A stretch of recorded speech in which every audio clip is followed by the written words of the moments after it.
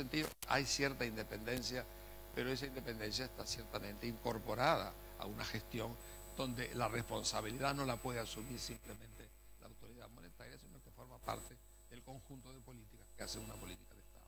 Yo creo que este tema de no dejar, de no esperar que el Banco Central dé más de lo que puede, es un tema importante. Y cuando hablamos de independencia nos referimos precisamente a este factor de independencia, sí, pero dentro de un compromiso colectivo donde todo lo otro cuenta y en forma muy especial. Yo creo, finalmente, diría, estas cosas fueron incorporándose a la gestión, la profesionalización del banco. Yo creo que ahí, lo dije al principio, me parece que estas instituciones como nunca tienen que tener un alto grado de profesionalización, y me da la impresión que esta institución lo ha logrado en un plazo relativamente corto. Cuando vemos estos grandes bancos que vienen de décadas atrás, uno puede entender, pero aquí se hizo en cierta manera de esto una política compartida por todas las administraciones, y hoy creo que es uno de los grandes activos que tiene la institución. Por último, un comentario final sobre un poco, yo creo que hay una tendencia, por lo que uno va leyendo, sobre la redefinición del papel de los bancos centrales. A mí me tocó vivir intensamente, estando fuera del país, desde fuera del país un poco, la gran crisis que vivimos en el año 2008-2009, que prácticamente daba la impresión que colapsaba, y colapsó el mundo. Yo creo que entre septiembre y noviembre del 2008 hubo una cierta paralización del mundo. Los bancos centrales tomaron la posta y realmente fueron, como dijo Christine Lagarde, los grandes héroes de haber sacado al mundo de una política que nos llevaba fatalmente a una de las peores crisis de la historia. Sigo siendo la peor crisis del año 30, pero de todas maneras hay que reconocer que la autoridad de los bancos centrales fue en aquel momento fundamental para evitar lo peor. Es decir, eso es importante destacar. Pero nuevamente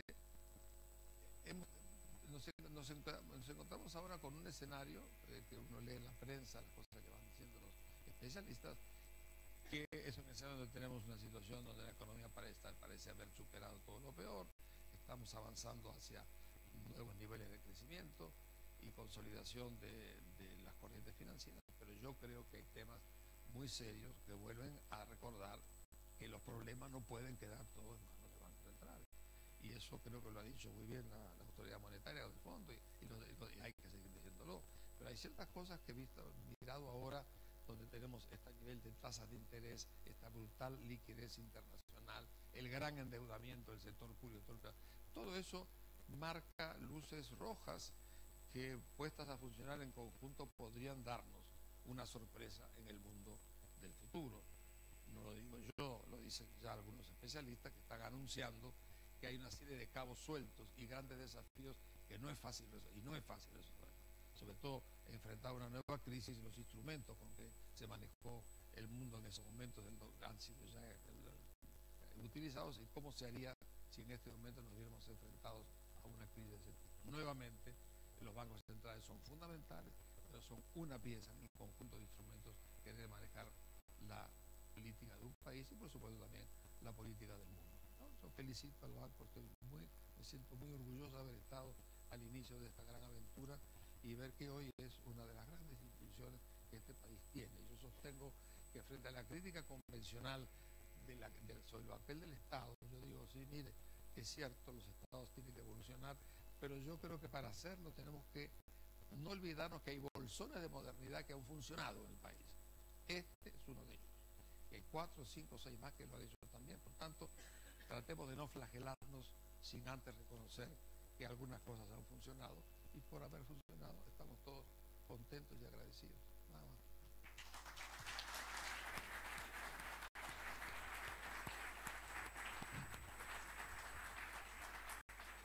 Muy bien, muchas gracias, Enrique. Damos paso a las reflexiones de Ricardo Pascal. Bueno, muchas gracias, presidente, por la invitación para compartir con ustedes y con tan distinguido auditorio algunos comentarios. Quizás voy a hacer algunas reflexiones sobre el periodo inicial que me tocó vivir. Salíamos de un proceso dictatorial, y hacia el año 85 había que definir quién venía para acá, y un poquito antes, y cómo se armaba el equipo. El profesor Iglesias había aceptado, que fue lo que me liquidó. Obviamente yo no tenía ninguna gana de venir al banco, no por el banco, sino estaban otras cosas en mi vida, pero eso creo que lo hemos hablado alguna vez, Enrique, pero si no te lo digo ahora. Cuando te convencen a ti que dejes la CEPAL para que vayas a la Cancillería,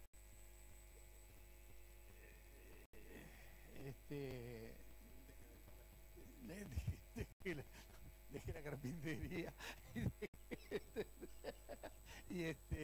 y tuvimos que aceptar con mucho gusto. El panorama era, como dice Keynes, de un desorden colosal, no se puede creer. Digo, uno lo narra, lo mira y vamos a hacer todo mal, todo mal. Entonces, bueno, el producto había caído 15%, la desocupación subía al 11%, la inflación tocaba cerca del 100%, el déficit fiscal tocaba el 10%, a ver, el salario real había caído el 35%, el producto el 15% en los últimos 3 años.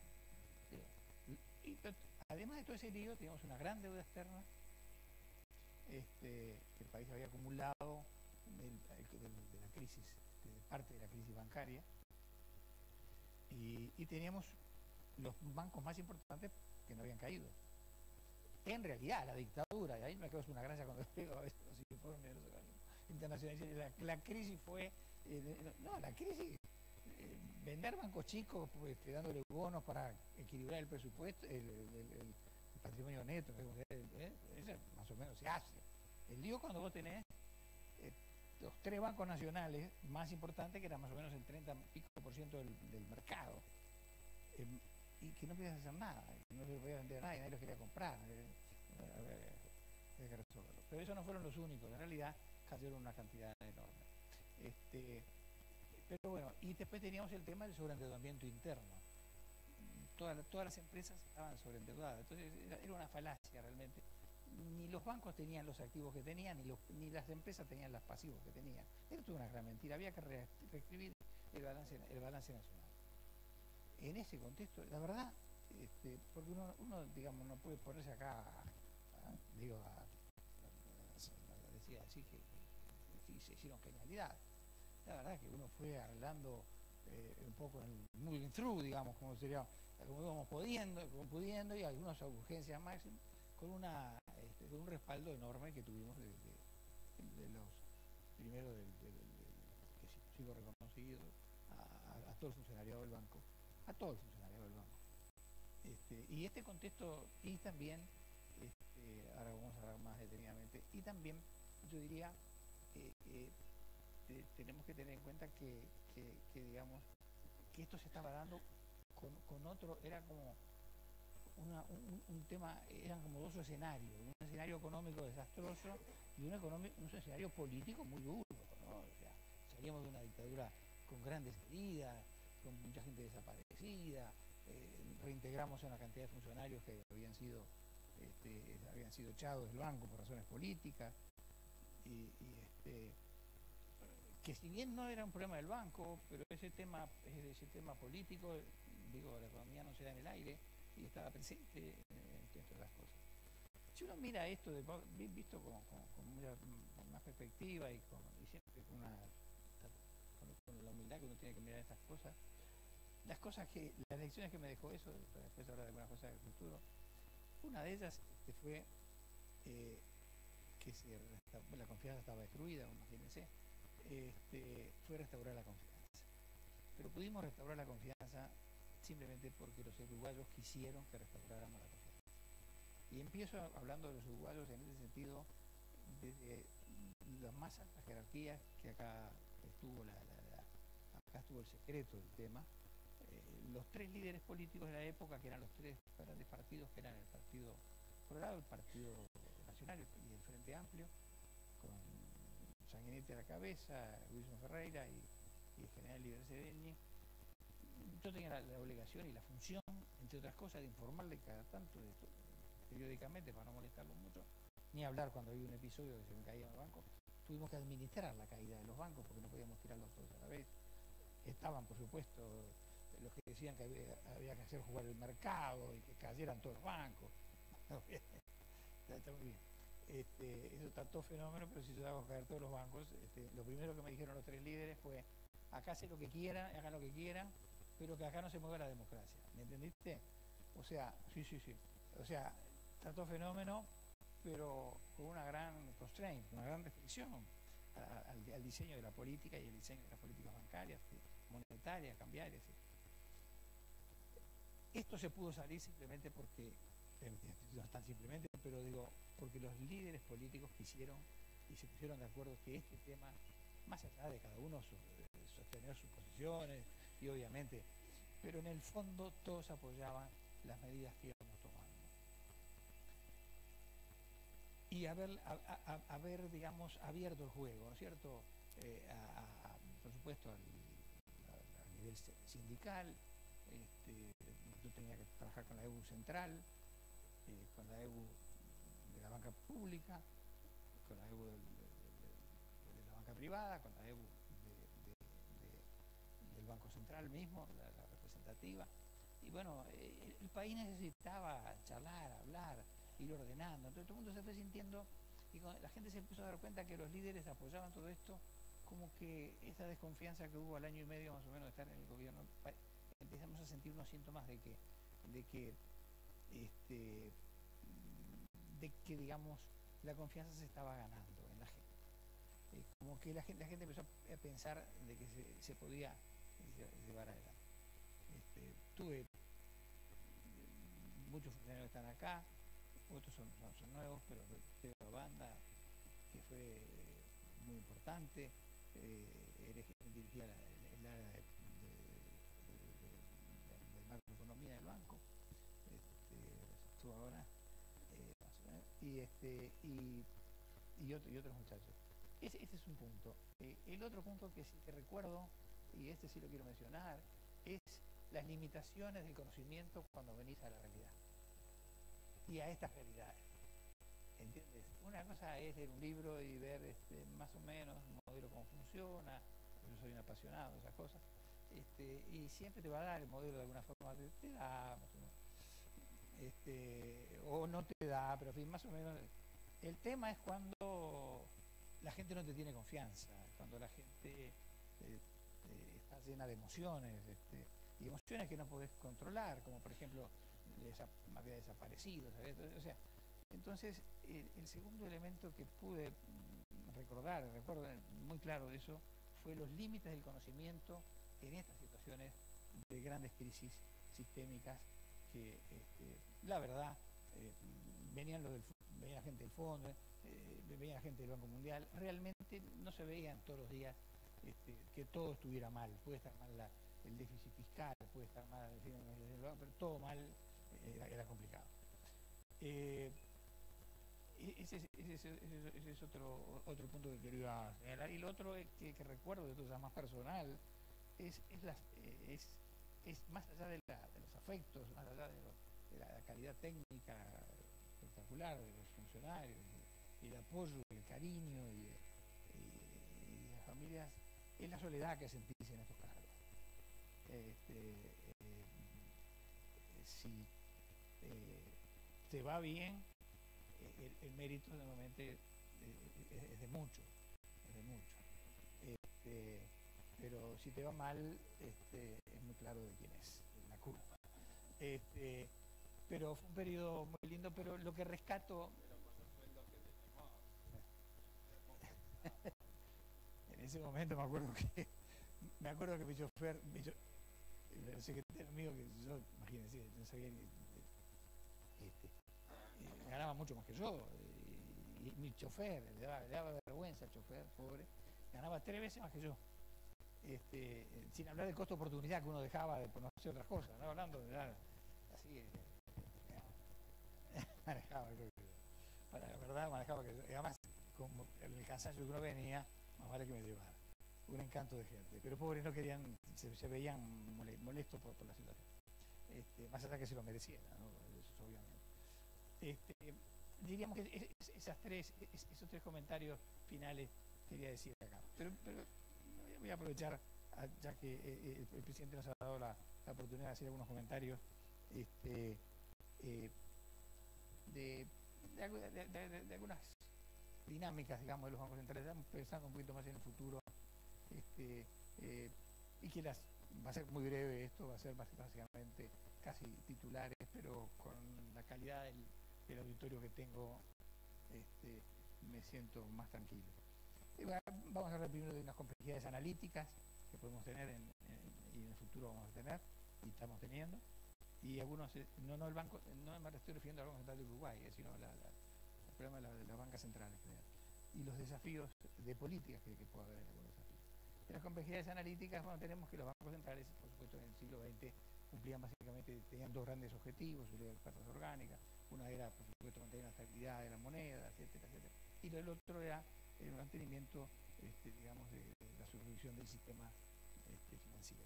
Posteriormente, ya más en el siglo XXI, ahí arrancamos, como estamos, mirando más también, no solo estas dos cosas, sino del mercado. Hoy tienen que estar muy interrelacionadas estas tres patas.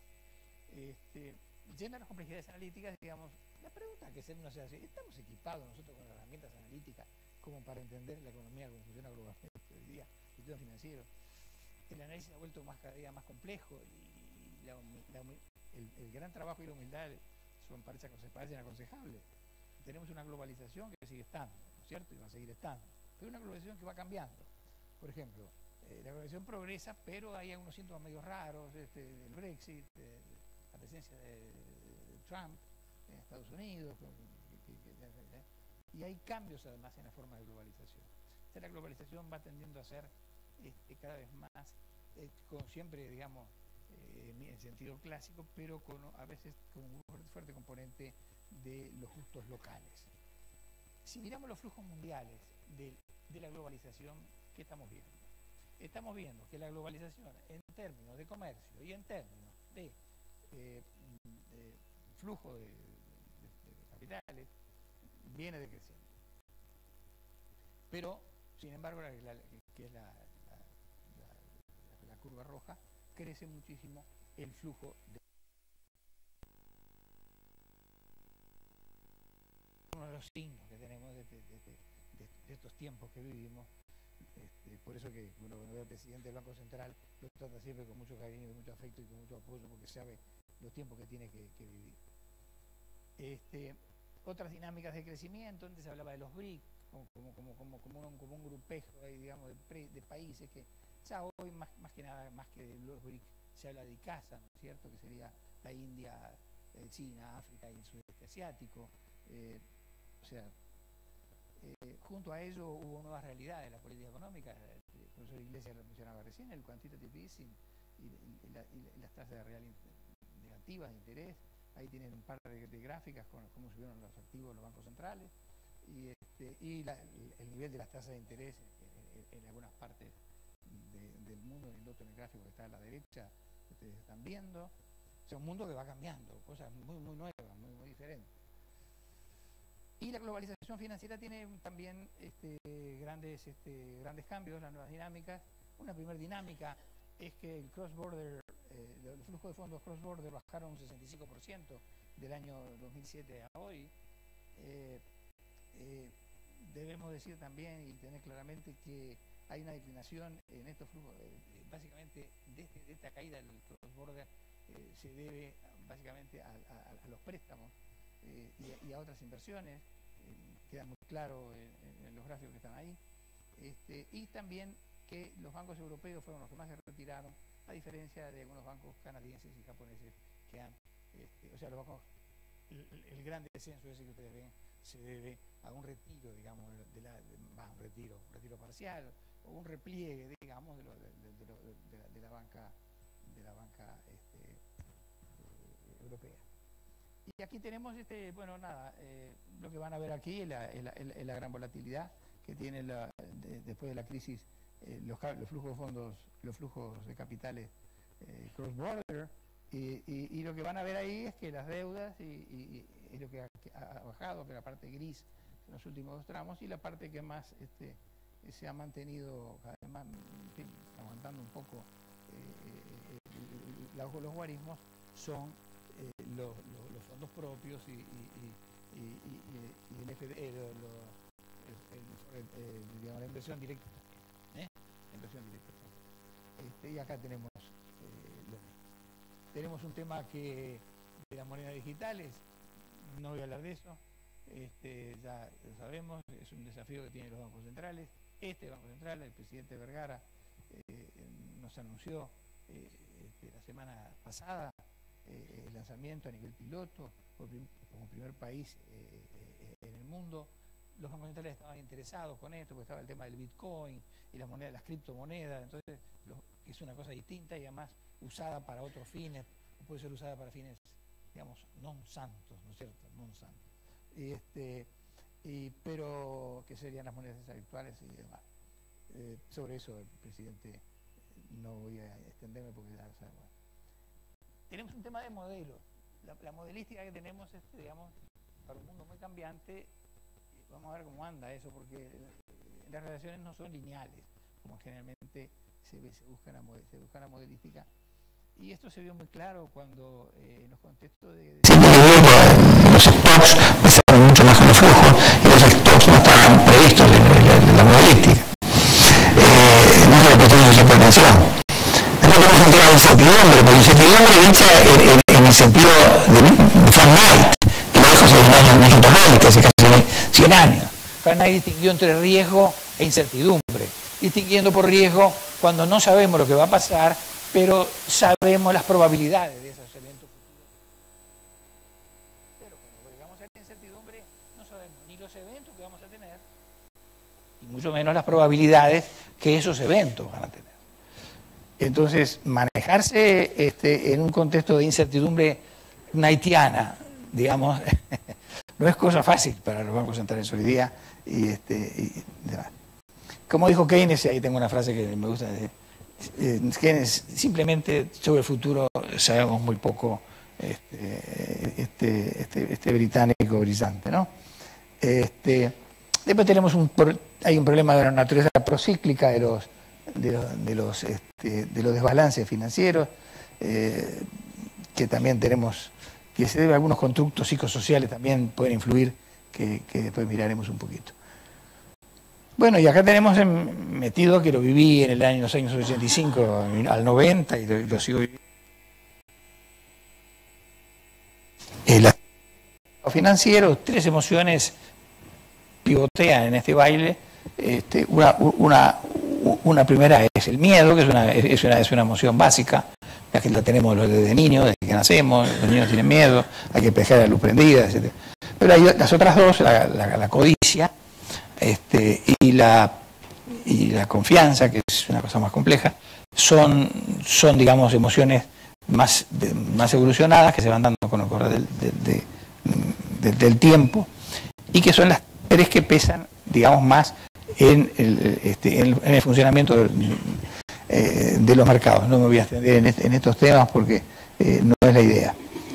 Después tenemos un conjunto de sesgos y heurísticos cognitivos que en los bancos centrales, algunos bancos centrales como el Banco Finland, hay sesgos de preferencias, de autocontrol, que justamente Richard Thaler, que fue galardonado con el premio Nobel de este año, hizo algunos modelos de autocontrol, en fin, hay algunos sesgos. Los sesgos son una propensión al error que tenemos todos los seres humanos, ¿no es cierto? Pero los bancos centrales tienen algunos sesgos, que es un territorio menos explorado. Han habido algunos estudios, hay bastante investigación, y el Banco Finland tiene toda una política, digo Banco Finland por decir uno, de sesgar, perdónenme que no sé si tiene en español, debiasing,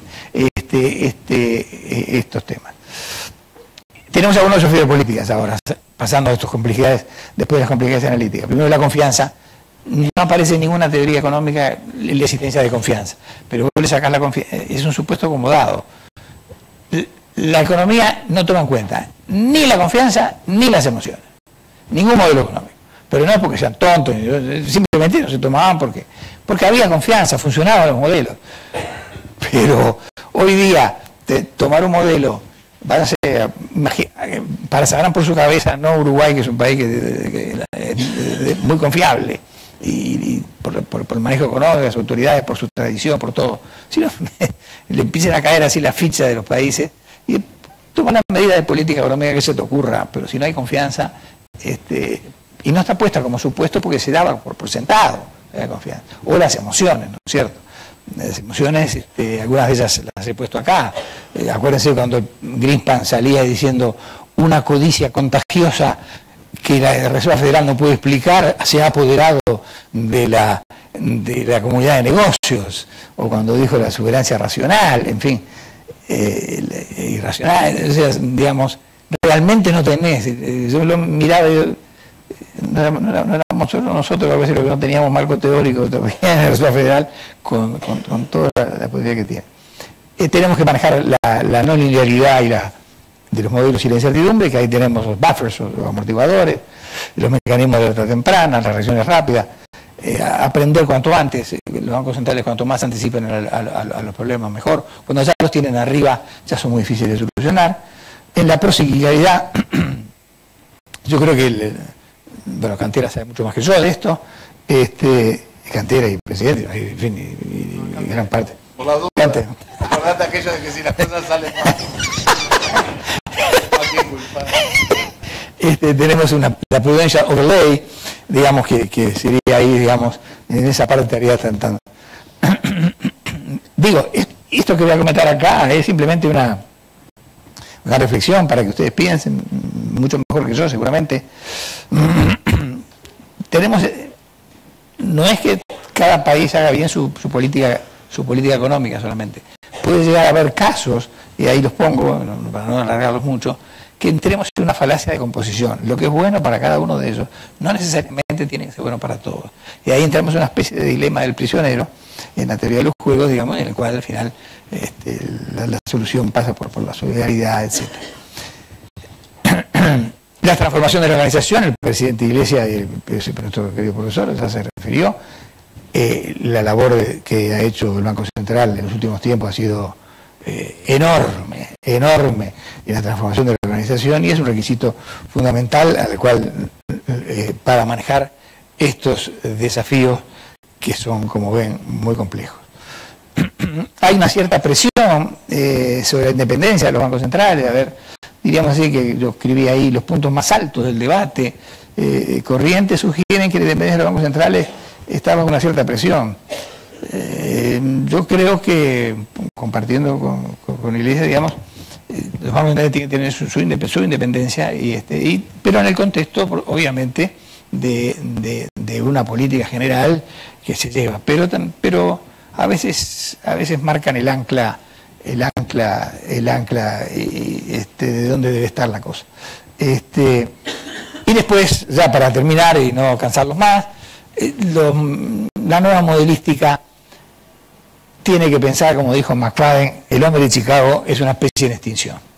McFadden no solo hizo el R2 McFadden, sino que además tiene sus dichos. Uno de sus dichos es ese. Y esto, ¿por qué? Porque eran tontos. No, ni nadie, acá no había ningún tonto. Pero funcionaban las teorías para los propósitos que tenían a la mano.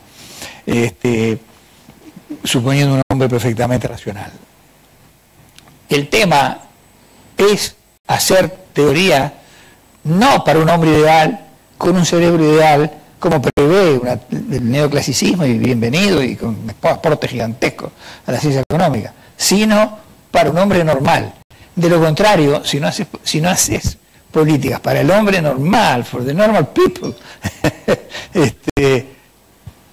ahí podemos tener problemas muy serios con la confianza. Bueno, eran los comentarios que quería hacer. Agradecerle mucho al presidente. Bueno, muy bien. Muchas gracias, Ricardo. Y bueno, en aras del tiempo voy a intentar ser breve. Creo que casi todo el mundo que arranca diciendo eso fracasa rotundamente. Así que es probable que no sea la excepción. A mí me gusta poner un poco en perspectiva esta pequeña, gran historia que tiene el Banco Central del Uruguay, Un poco en lógica de aprendizajes, porque creo que la historia del Banco Central es una historia de aprendizajes. Ha sido en el terreno institucional, Enrique ya nos relató cómo fueron los primeros pasos de ese bebé, pero que caminó con una normativa provisoria por casi 30 años. Recién allá por el 95, 96 comienza a operar la primera carta orgánica formal del Banco Central, que después fue reformulada en el año 2008. En el terreno institucional hubo aprendizajes que tienen que ver con los roles del Banco Central, la jerarquización de sus funciones, y tiene que ver con los vínculos con el resto de los estamentos del Estado. Y esto hace un poco a las reflexiones que hacían Enrique y Ricardo con respecto a las formas y los niveles de la autonomía del Banco Central. Obviamente la Constitución instala un Banco Central como ente autónomo, con lo cual de pique ahí ya hay una formulación nítida, pero como todo ente autónomo, las formas y el grado de las autonomías se definen a nivel legal, o sea, en sus cartas orgánicas. Hablando de Constitución, voy a hacer un pequeño paréntesis, porque Enrique decía, en realidad no se discutió mucho acerca de, en la reforma constitucional, la creación del Banco Central. Y la Constitución efectivamente dice, habrá un Banco Central de la República. De lo que se discutió muchísimo fue el nombre. Porque si la Constitución decía Banco Central de la República, esto se tenía que llamar Banco Central de la República. Y a nivel legislativo se comenzó a discutir, a nivel político se comenzó a discutir que bueno, estaba el riesgo de la confusión del Banco Central de la República con el Banco de la República, que tenía tanta historia y tanta impronta. El hecho de que si la Constitución decía eso, tenía que ser ese su nombre y cosas por el estilo, bueno. Fue una larga discusión ahí sí, intensa, de personajes políticos que si uno los nombrara, parece mentira el tipo de discusión que se dio, pero bueno, finalmente se terminó llamando Banco Central del Uruguay. Cierro el paréntesis. Decía, construcción institucional o aprendizaje en el terreno institucional, un Banco Central con roles bien definidos, con autonomías bien definidas en sus contenidos y en sus formas, pero inserto en las lógicas de la política económica, inserto en la institucionalidad del Estado. El Banco Central no es el Olimpo, ¿no? Y quienes toman las decisiones en el Banco Central no lo pueden hacer en un mundo perfecto para el hombre ideal, como decía Ricardo. O sea, hay una lógica de política económica que el Banco Central integra. Y las definiciones de la política económica, que además de ser económica es política, ¿sí? Se tienen que dar en ámbitos de coordinación. El aprendizaje en este terreno llevó a definir, porque antes no estaba muy reglamentada la autonomía en realidad, hasta el 2008 el mismo marco general de ente autónomo amparó situaciones muy diversas. Unas de muchísima autonomía por parte de las jerarquías del Banco Central y otras de muy escasa autonomía en las autoridades del Banco Central. Por lo tanto, es importante definir hasta dónde y quién es responsable de qué, porque a la hora de pedir cuentas, y sobre todo cuando hay problemas, es una tradición pedir cuentas, ¿no? Cosa que está bien al final. Hay que tener bien claro quién es responsable de qué. Y esa delimitación se formaliza en la nueva Carta Orgánica en el 2008, con la creación del Comité de Coordinación Macroeconómica, definiendo qué cosas definen en conjunto el Banco Central con el Ministerio de Economía y Finanzas y a partir de qué punto el Banco Central tiene la responsabilidad independiente, autónoma de llevar adelante sus políticas. Una segunda línea de aprendizaje tiene que ver con algo que decía Enrique, y era dejar de temer a las fluctuaciones cambiarias, porque en realidad lo que habíamos aprendido es que cualquier arreglo de administración cambiaria terminaba mal. El tipo de cambio fijo en los 60s, la tablita en los 70s, la banda cambiaria en los 90s, o sea, todos intentos de administración de tipo de cambio en un país pequeño, con escasa capacidad financiera, etcétera, que cuando se ve expuesto a shocks externos relevantes, no tiene la capacidad de defender lo que promete, ¿verdad? Y por lo tanto eso siempre terminó explotando, ¿no? Como una olla a presión que uno tapaba hasta que al final tiene que sacarle la tapita para que efectivamente explote, digamos, la presión del asunto. Y bueno, en ese sentido hay un aprendizaje también en comenzar a trabajar en un marco de flexibilidad cambiaria, cosa que además es aún más importante en el mundo de hoy con los marcos de incertidumbre y volatilidad que Ricardo mencionaba. Imagínense definir un tipo de cambio fijo en el mundo de los últimos 10 o 12 años, ¿verdad? Donde en el mundo ha pasado de todo, y en particular con los tipos de cambio. Una tercera línea de aprendizaje es entonces que en ese contexto la política monetaria se tiene que hacer en el marco de la flexibilidad cambiaria, que la flexibilidad cambiaria opera como un colchón adecuado para afrontar las fluctuaciones, pero que eso no implica desatender entonces los movimientos cambiarios, porque hay muchos factores que no son estructurales, que no son de largo plazo, sino que son circunstanciales, de especulación, como manejaba Enrique, que hay que afrontar y que hay que enfrentar de alguna manera para que los movimientos cambiarios en un marco de fluctuación, ¿verdad?, reflejen factores más estructurales, que es fundamental para la toma de decisiones. Otra línea de aprendizaje, creo yo, es la de la regulación y la supervisión del sistema financiero. En realidad, conceptualmente, y bueno, y después de esta mesa vamos a tener ni más ni menos que a Jean Tirole, ¿no?, que no solo es Premio Nobel de Economía, sino que es uno de los teóricos más profundos de los temas de la regulación financiera. Conceptualmente, siempre estuvo claro que la regulación financiera debía atender a la representación de los agentes no sofisticados del sistema, de los pequeños ahorristas, pero también del funcionamiento sistémico del sistema. Antes quizás se lo focalizaba más en la preservación del sistema de pagos, o sea, la preocupación de que el sistema financiero funcionara sistémicamente, focalizado sobre todo en la necesidad de mantener los flujos en la cadena de pagos. Quizás el énfasis que hay a partir de la crisis del 2008, donde explotó todo el sistema, ¿sí?, es incorporar la lógica de que el riesgo sistémico no es solo problemático por la cuestión de la cadena de pagos, sino también por la cuestión de la estabilidad financiera, que es clave para el desarrollo económico.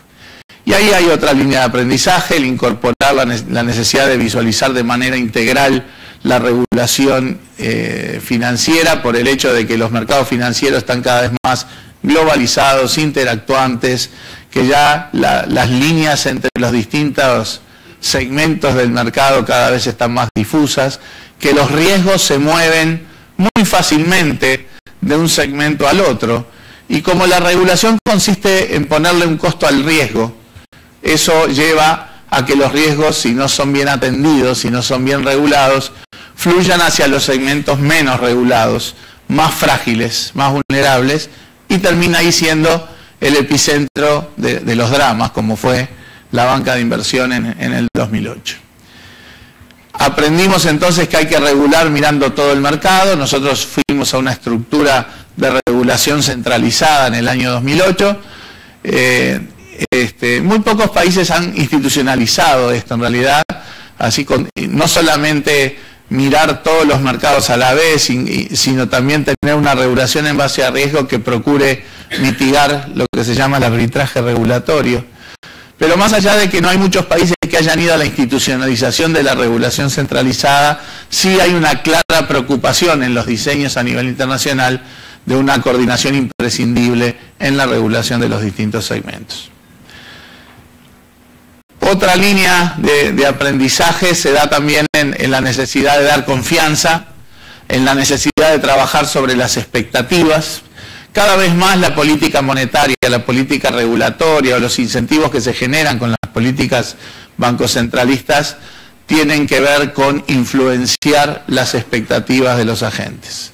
A veces es más importante procurar cómo afectamos el futuro más que entender qué es lo que ha venido pasando. Por supuesto, hay que entender lo que viene pasando para también incorporar eso en esa definición, pero cada vez más los roles de afectar expectativas para generar confianza, para inducir comportamientos, es parte de la base de las definiciones de políticas a nivel de los bancos centrales. Otro aspecto en donde hemos también avanzado y aprendido tiene que ver con el tema del sistema de pagos, la necesidad, y esto se ata un poco al tema del futuro, ¿no? La necesidad de hacer más consistente, dar más garantías y hacer más transparente el funcionamiento del sistema de pagos. En Uruguay claramente hay un claro empuje hacia la utilización creciente de medios electrónicos, que implica modernidad, que implica transparencia, que implica seguridad, que implica eficiencia, que implica reducir costos al sistema económico. Pero también asociado a una ley de sistema de pagos del año 2008-2009, que lo que apuntó fue a definir parámetros que dieran garantías a los agentes intervinientes. Otra línea de aprendizaje, un poco lo mencionaba Enrique, es la convicción de que realizar estas tareas requiere profesionalización. El Banco Central tuvo, sobre todo a partir de los 90, un empuje hacia la profesionalización y en los últimos 10 años un empuje hacia la planificación y la gestión estratégica. El entender que el Banco Central es esencialmente capital humano y tecnología implica entender que la gestión de la institución como tal no es un dato menor para después desembocar en cierta calidad de las políticas. Para hacer mejor la política monetaria, para hacer mejor la regulación y la supervisión financiera, para hacer mejor las tareas de conocimiento e información, y en ese sentido también hay un aprendizaje en la necesidad de estar al día con la capacidad y la metodología para ofrecer información económica a la sociedad. Decía Enrique hoy desde el arranque, ¿no? La responsabilidad de hacer las cuentas nacionales en esta casa indica entonces que también ahí se requiere modernización, se requiere profesionalización. Para hacer todas las tareas de sustancia que tiene el Banco Central, y para mí la sustancia entonces incluye todo, ¿verdad? Las políticas, pero también la gestión, porque imposible hoy, en el mundo de hoy, hacer políticas sin tecnología de la información, sin manejo adecuado del capital humano, sin planificación y gestión estratégica. Y eso involucra entonces a todas las áreas funcionales del Banco Central. Ese ha sido un aprendizaje que hemos estado haciendo, sobre todo en la última década, y que creemos que aporta eficiencia, aporta calidad y aporta transparencia, y esos son valores que tenemos que impulsar siempre desde los bancos centrales. Dos palabras un poco sobre el futuro, digamos, porque tanto en el terreno de las políticas como en el terreno más operacional, los bancos centrales sí han cumplido roles fundamentales en los procesos de crisis. Con Enrique a veces comentamos que cuando irrumpe la crisis financiera internacional, todos los ojos van a los bancos centrales y no van a los departamentos del Tesoro, a los ministerios de Economía, ¿no? ¿Qué pasa con el mundo financiero?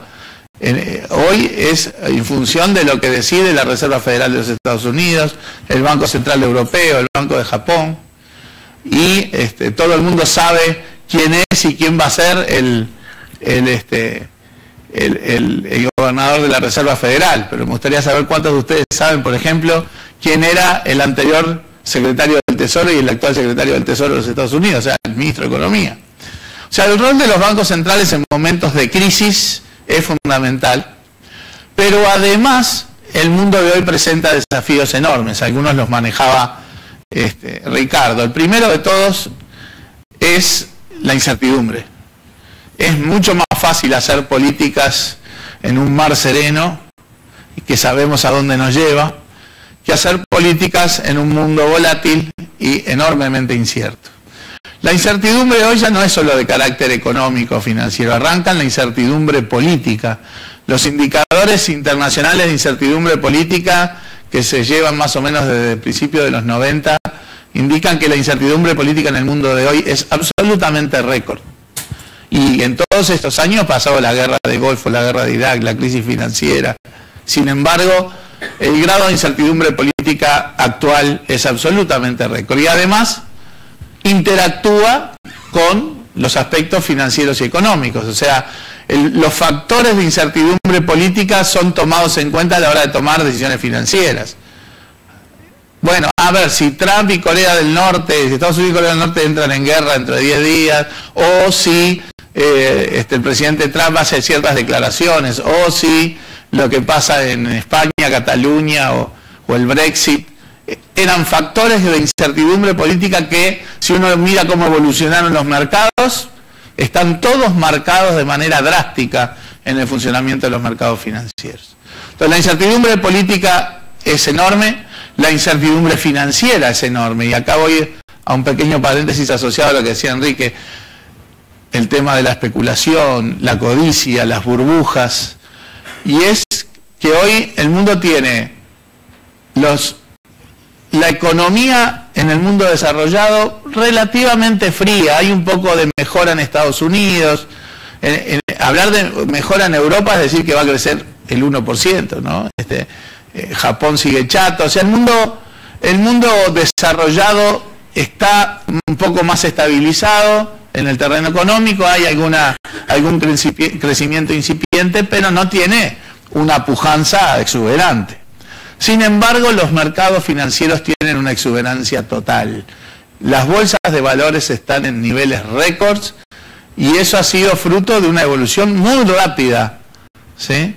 Bueno, en cualquier libro de texto eso nos tiene que llevar a preocupación. Cuando uno ve la exuberancia financiera en un mundo más o menos tibio, por lo menos desde el punto de vista económico, puede ser el presagio de problemas. Tenemos incertidumbre política, incertidumbre financiera, ¿verdad? Y una incertidumbre adicional que es la derivada de la dinámica tecnológica. A nivel general, el mundo ya empieza a hablar de todo el cambio tecnológico que afecta las relaciones laborales, que afecta casi todos los mercados, cómo se organizan los mercados, cómo se coordinan, qué empresas son las dinámicas y cuáles no, qué características tienen. Y ahí tenemos todo el tema de las plataformas electrónicas, tenemos todo el tema de la robótica, la inteligencia artificial, la digitalización, la internet, el big data, etcétera. O sea, procesos que ya están madurando y que ya están atravesándolo todo. Eso genera incertidumbre, genera enormes oportunidades, genera la posibilidad de tener grandes ganancias de productividad y por lo tanto a la corta o a la larga traducir eso en ganancias de bienestar. Pero genera desafíos y genera mucha incertidumbre. Y los bancos centrales no están exentos de ese impacto del tema tecnológico.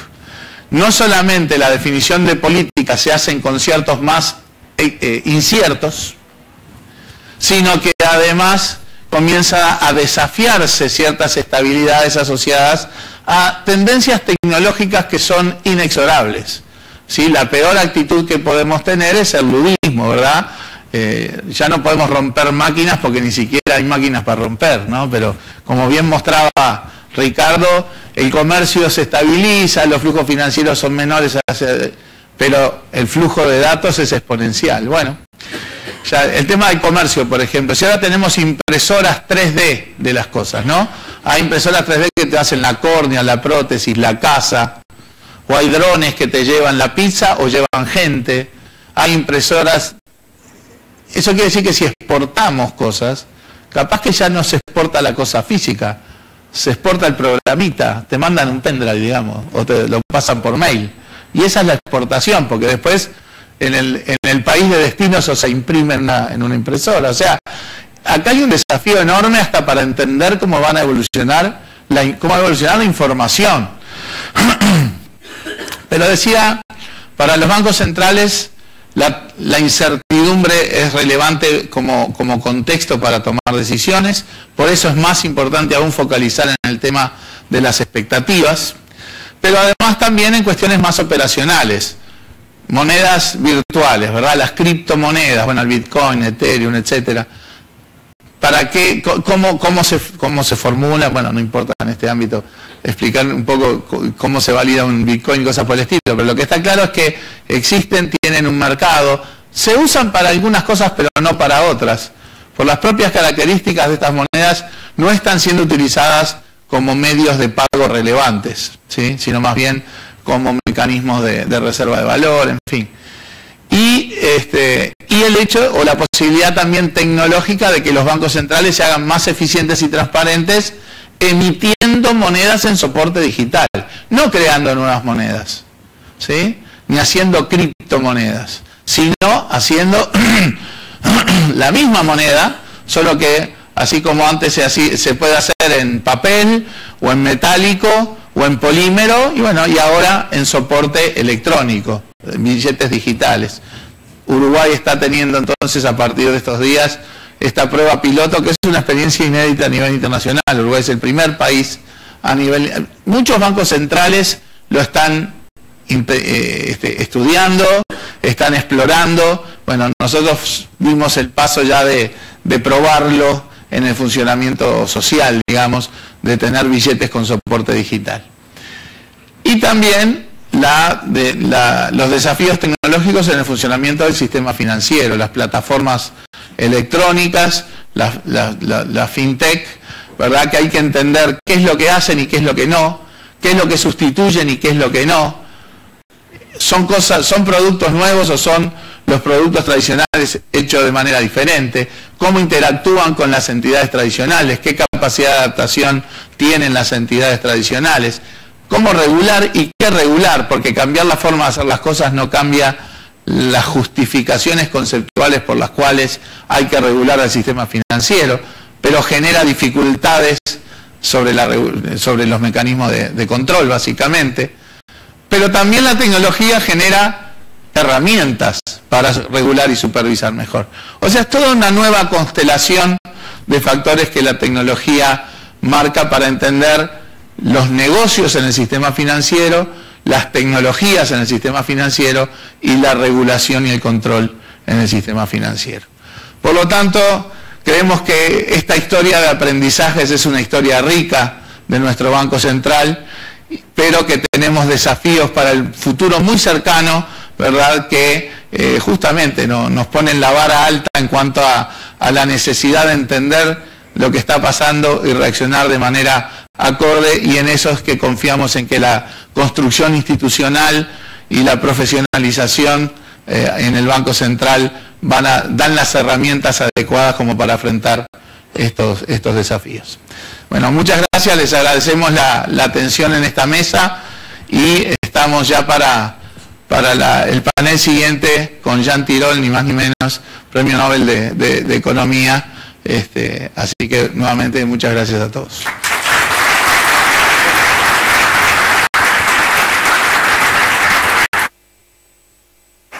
A los tres muchas gracias.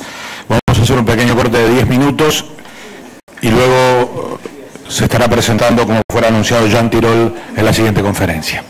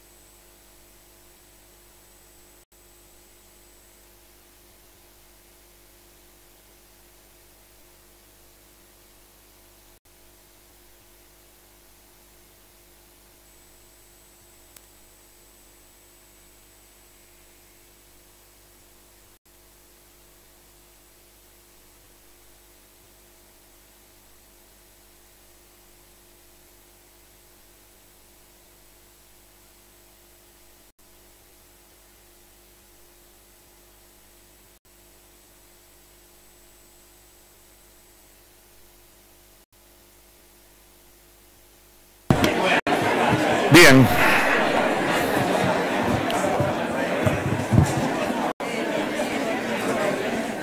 Vamos a continuar. Y es el momento de la primera de las conferencias que a lo largo de esta nueva edición de las Jornadas Anuales de Economía podremos disfrutar aquí en la sala Enrique Iglesias. Le voy a ceder la palabra al señor presidente, quien está acompañado por Jorge Ponce y por quien llevará adelante esta conferencia, el profesor Jean Tirole, para que haga la presentación y demos comienzo entonces a esta primera conferencia de las Jornadas Anuales de Economía. Muy bien, recién hablábamos justamente de la preocupación que nos genera la exuberancia en los mercados financieros. Y ahí hablamos tanto de lo que es las instituciones financieras a la luz, pero aún más la preocupación se genera cuando hay cosas en las sombras, ¿sí?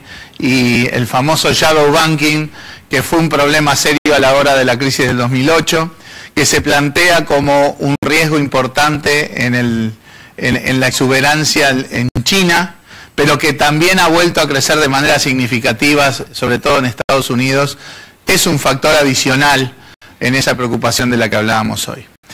Y aquí no es solamente ver digamos, tomar datos de la realidad, que es siempre fundamental, pero sino también entender conceptualmente las cosas que están pasando. Y bueno, tenemos hoy el privilegio, en estos 50 años del Banco Central, de contar con la presencia de Jean Tirole. Seguramente todos lo conocen, todos han leído cosas vinculadas a los temas económicos y financieros por parte de Jean Tirole, Premio Nobel de Economía, ¿verdad? Muy reconocido a nivel internacional, y que realmente es un orgullo poder tenerlo en esta presentación de hoy, justamente ilustrándonos sobre su visión con respecto a los temas del funcionamiento financiero y al tema de la banca en las sombras. Así que rápidamente le paso la palabra a Jean para que nos ilustre justamente sobre este tema. Jean, please, the floor is yours, and thank you very much for being. Well, thank you so much, Mr. Governor, and thank you for the kind invitation. I'm very honored, and happy anniversary. And what I'm going to discuss this morning, as the Governor says, is shadow banking. I have to warn you, it's a pretty technical paper. It's joined with Emmanuel Faye, who is a young professor at Harvard, and trying to understand what shadow banking is about and what the consequences of shadow banking are for regulation and supervision, which is a big topic nowadays, with fintech, but also with all kinds of other activities. And what I'm going to try to do, even so in extremely technical paper, is to give you some intuition for those of you who are not trained in mathematical economics, so that you get the intuition for what we do, and some of it will be more like for the research department, and those who have a PhD from wherever, maybe Berkeley, TSD, or somewhere else.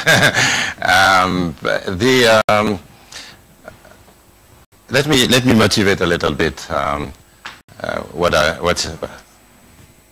sorry. Oh yeah. Sorry. Let me motivate a little bit what we have in mind. Shadow banking, there are various definitions, but the most prominent one is that it's unregulated banking with no access to public liquidity, so you don't get deposit insurance, which is a form of liquidity which is provided to banks.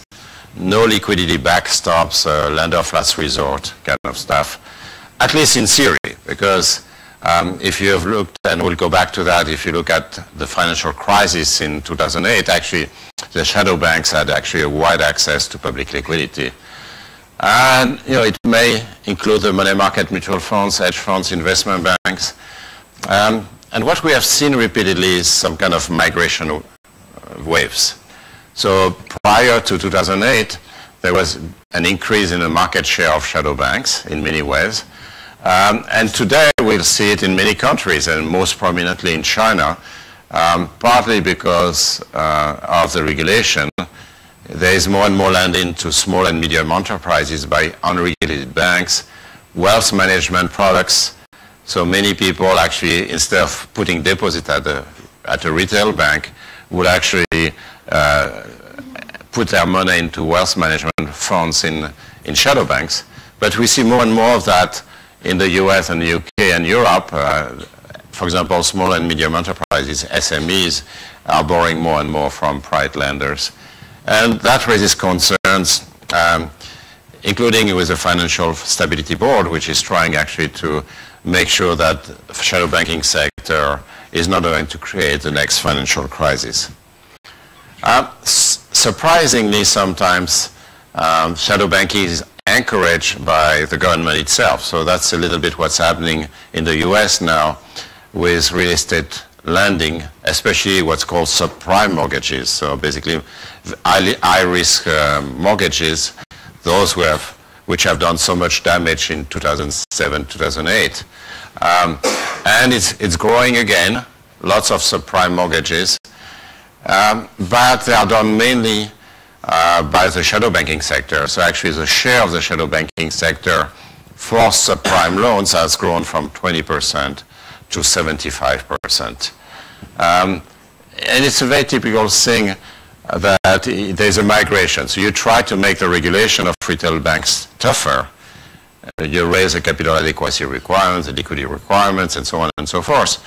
And at the same time, the activity tends to move to the shadow banking sector. And we have to take that into account. The interesting thing in the US actually is that actually this migration toward the unregulated sector is taking place actually thanks to the US government, because many of those securities are securitized thanks to the GSEs. The GSEs in the US are government-sponsored enterprises. They are the Fannie Mae, Freddie Mac, and all those things. Actually, it's another one which is doing that, but those are basically government entities, and government buys the securitized loan from shadow banks, and actually the shadow banks keep only 5% of the loans on their balance sheet, which is very small. Compared to retail banks, which actually keep 25%, which they have more skin in the game, actually. So it's kind of dangerous, because if there's a downturn in real estate, then you are going to end up with a big crisis, and again with the government losing money, and the taxpayer is going to pay for the bill.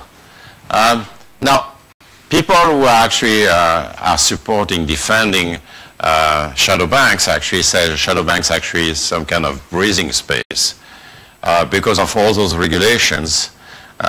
You need some part of the financial sector to be done by unregulated entities, because they are going to innovate faster. So actually that paper, which is a discussion paper, which is cited on the slides, actually tries to assess, and I don't remember exactly how they do it, but the numbers are interesting. They're trying to assess the share, which actually is innovation. I told you that in that segment, the market share of the shadow banking sector has grown to 75%. They try to estimate how much is due to innovation and how much is due to regulatory arbitrage.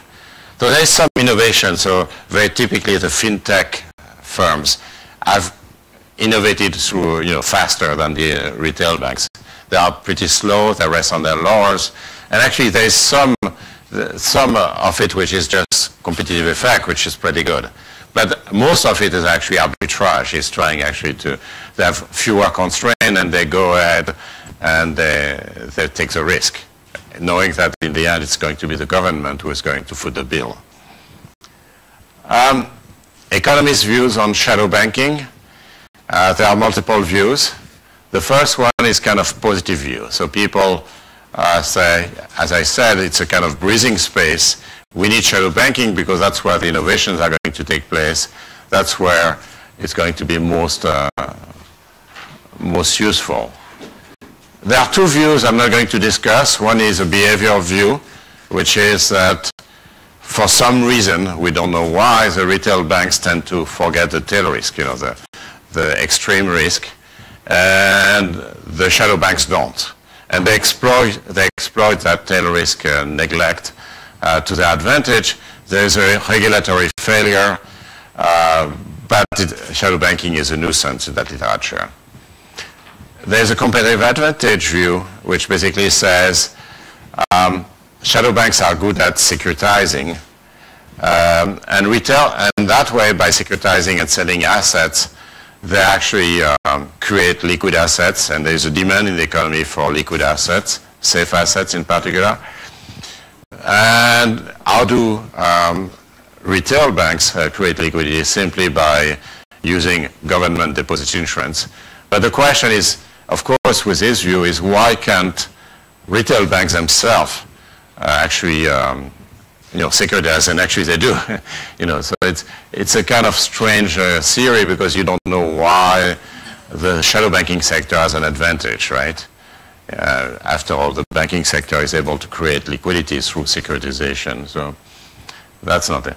Now, there is a last view, and actually our paper will be closer to that, is kind of regulatory arbitrage view, where shadow banking is some kind of nuisance. Basically, you cut regulatory corners.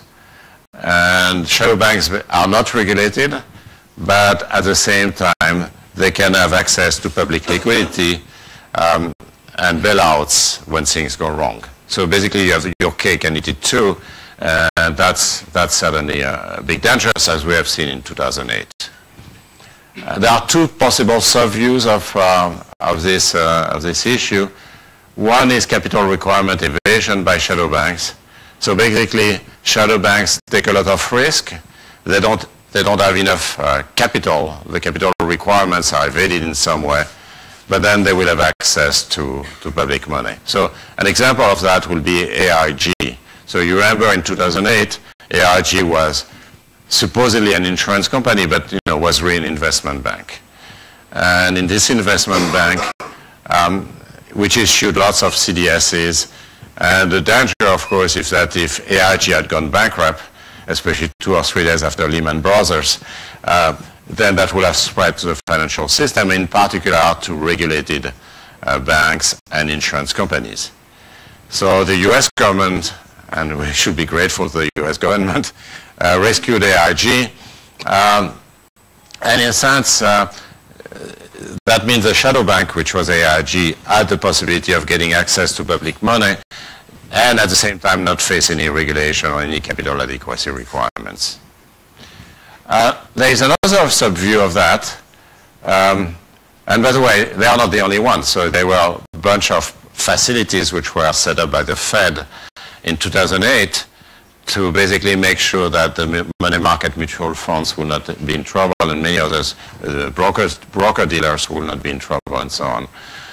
So do you have a slide on that? Yes, so you have commercial paper funding facilities, primary dealer credit facilities, and so on and so forth. So you had a number of facilities which were actually used, by the shadow banking sector. The second possibility is that you have capital requirement evasion by retail banks, so regulated banks will actually evade capital requirements, and there is a fair amount of evidence of that. And the best known example is a conduit example. So what is a conduit?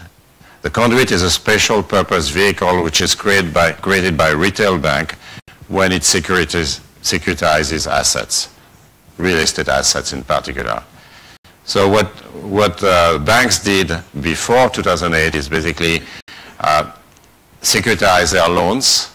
Those were the famous portfolio of subprime loans in particular. And they kept a very small skin in the game. So they kept very little on their balance sheet and basically in principle, they transfer the risk to that conduit.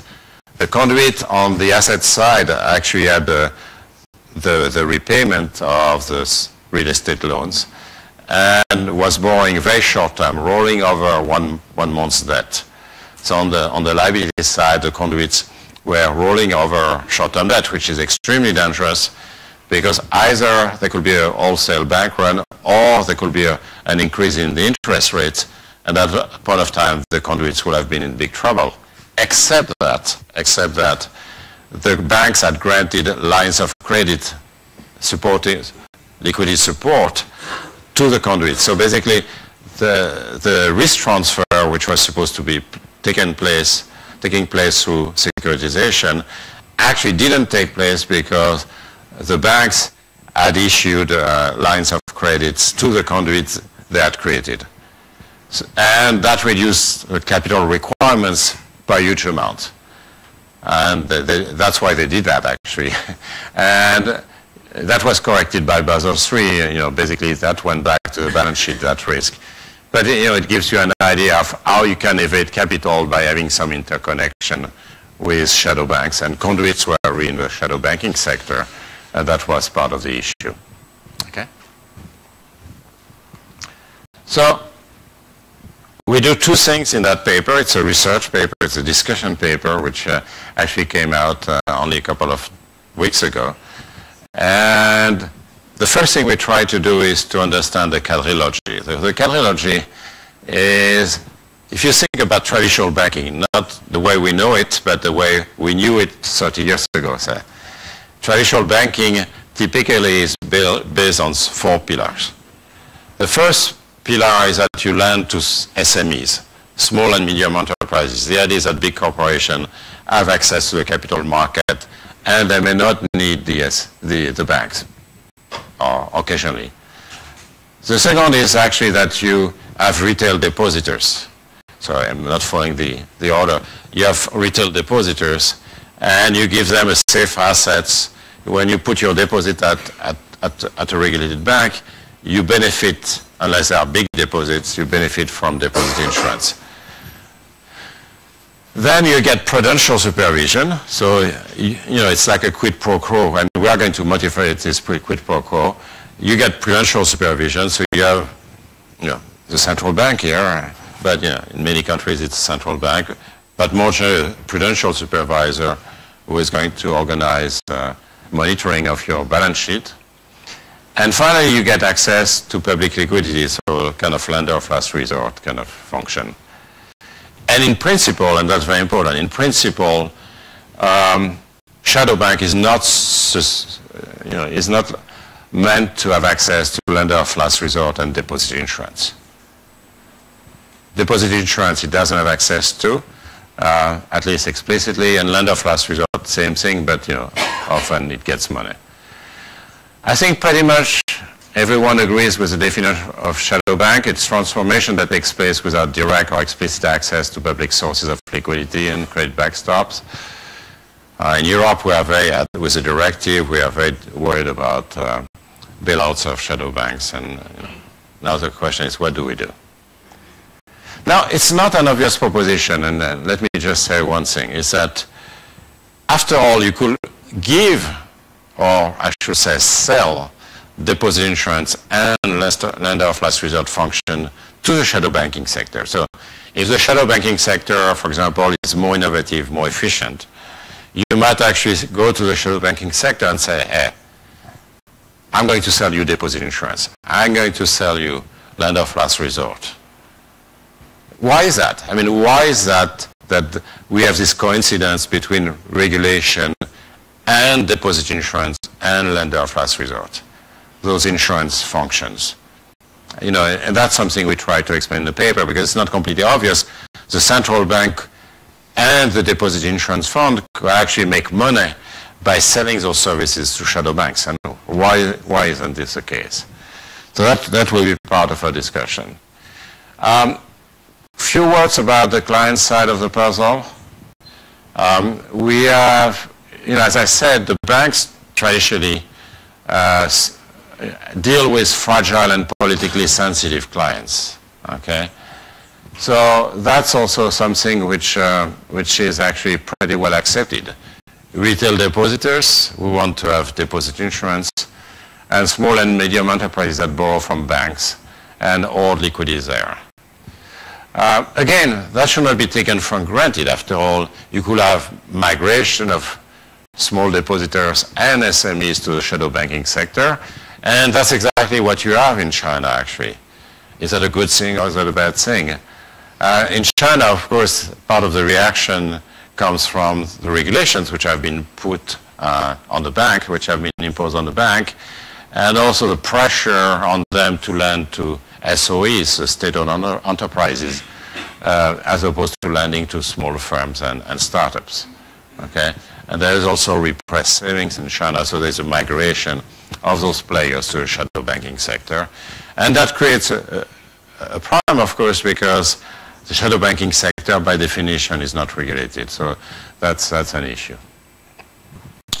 So what we're going to explain, in a nutshell, is that we're going to explain why there's a coincidence between regulation, lender of last resort, and basically the bank serving politically fragile clients of the banks, the small depositors and the SMEs. But we are going to explain two other things. One will be ring fencing, and this has been a very popular thing in the US and in Europe. The most famous one is probably the Vickers rule, but in the US there is a Volcker rule and so on. With the Vickers rule, by the name of John Vickers, who was an economist at Oxford, but used to be a regulator. And yes, basically you create a ring fence subsidiary, which is a retail bank, with a limited scope of activities, so basically lending to household, lending to SMEs, trading high-quality securities. Most of the risk might actually come from the hedging function, because of course if you lend, say, in the real estate market, you of course create a risk on the interest rates. Other functions, you might create a risk on the exchange rate, and you want to hedge that risk with swaps. But of course, anytime you have hedging, you can also use those instruments actually to take risk, as opposed to reduce risk. But very importantly, the retail bank is prohibited from bringing any liquidity support to the investment bank. So you can have a support from the investment bank to the retail bank, but you cannot have a support from the retail bank to the investment bank. The other thing that we're going to try to provide a rationale for is the recent trend in Basel III to actually move contracts to exchanges, CCPs. The idea is that, over-the-counter market agreements, I mean, there's nothing wrong a priori with over-the-counter market, OTC markets, because they produce bespoke insurance product, very tailored insurance product which are often specific, not only those, but they're often specific to the borrower. But the problem with that is that the regulatory authority doesn't have information about those products and makes supervision much more difficult. And what we are going to explain is why in the retail banking sector, shadow banking sector is a different ballgame, but in the retail banking sector, there may be some rationale for moving most of that stuff to an exchange. Okay? So that's basically what we are going to argue. So we are going to have this quadrilogy, and on top of that, we'll have those two properties. Maybe some ring fencing, maybe some move of, towards exchanges. So that's the take-home points. So we are going to, I'm going to go through that in details when I'm dealing. Oh, where's the computer? Okay, sorry, I should. No, that's okay. I'll just add. Okay. Okay, so the button, yeah. I would like to do a little bit, for those of you who are not familiar. Okay, that's good. No.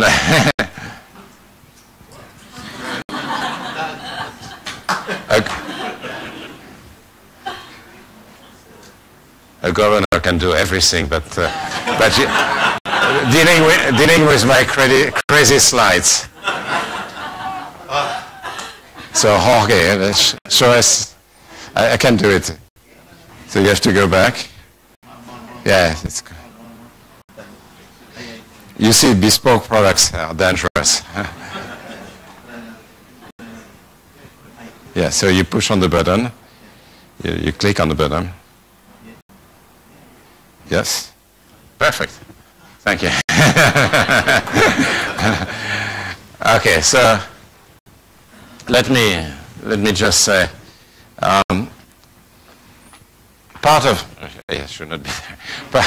Part of what we are trying to do in funding macroeconomists is actually trying to get at the concept of liquidity, which is not an obvious proposition. And for that, you need to understand the supply and the demand for liquidity. And if you are interested in liquidity issues, we can discuss that further later on, because it's actually one of the big issues nowadays, and it contributes actually to extremely low interest rate, because the supply and demand is such that you tend to have very low interest rate nowadays. Now, on the demand side, you understand very well that both consumers and firms want to have some safe assets, because tomorrow they may need money, and they want to have some kind of insurance that they will get the money tomorrow. Okay, just because they may face shocks. You know, firms may face shocks in production or in demand, and they want to be able to continue. And we as consumers, we may want to send our children to college or buy an apartment or something like that, or maybe face some illness, so we need some kind of safe saving. So you have to think about this insurance against credit rationing. On the supply side, you can have three sources of insurance. One is private insurance, so you hold claims on the private sector, and if you want them to be safe, you want kind of AAA claims. Then the government is, of course, a big supplier of safe assets through the insurance it provides, and we could discuss what the government can do that the market cannot do. And then you have the international market, because you can always, for example, get lines of credit from abroad. Okay? So let me skip that. So just think about a bank, for example. A bank, economists tend to distinguish between funding liquidity and market liquidity. So depending on which side of the balance sheet you are. So for example, on the asset side of liabilities, you have a number of assets, and it's actually a continuum in terms of how liquid they are, in terms of how much money you're going to lose when you resell them.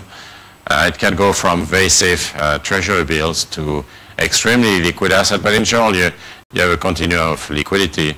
And what you can do is, of course, resell the asset or securitize them in order to get cash if you need cash. So your asset on your balance sheet, you may be able to sell them to get the liquidity. On the liability side of the balance sheet, and I'm sure at a central bank, having a balance sheet like this, you might think I'm oversimplifying a lot, but yeah, just the broad picture, right? On the liability side, you have retail deposits, you have wholesale deposits, you have all kinds of bail-inable, and we could discuss what is bail-inable and what's not, but securities, so medium-term, long-term debt, hybrid securities like preferred stocks, COCOs, for those of you who are familiar with this, and of course you have tier one kind of equity. And then you have another source of liquidity, which is called funding liquidity, which is that you can always issue more of those. And if you issue more of those, of course, you dilute the existing claims, right? So for example, if you issue more equity, twice as much equity, then you are going to basically reduce the value of existing equity. So you are going to raise cash, but of course the claim holders won't be happy because you are expropriating them in some way. And that's the usual two things. So if when a bank is undercapitalized, you can ask the bank to sell assets, or you can ask the bank to issue more claims, more equity, for example, and that's of course a big thing.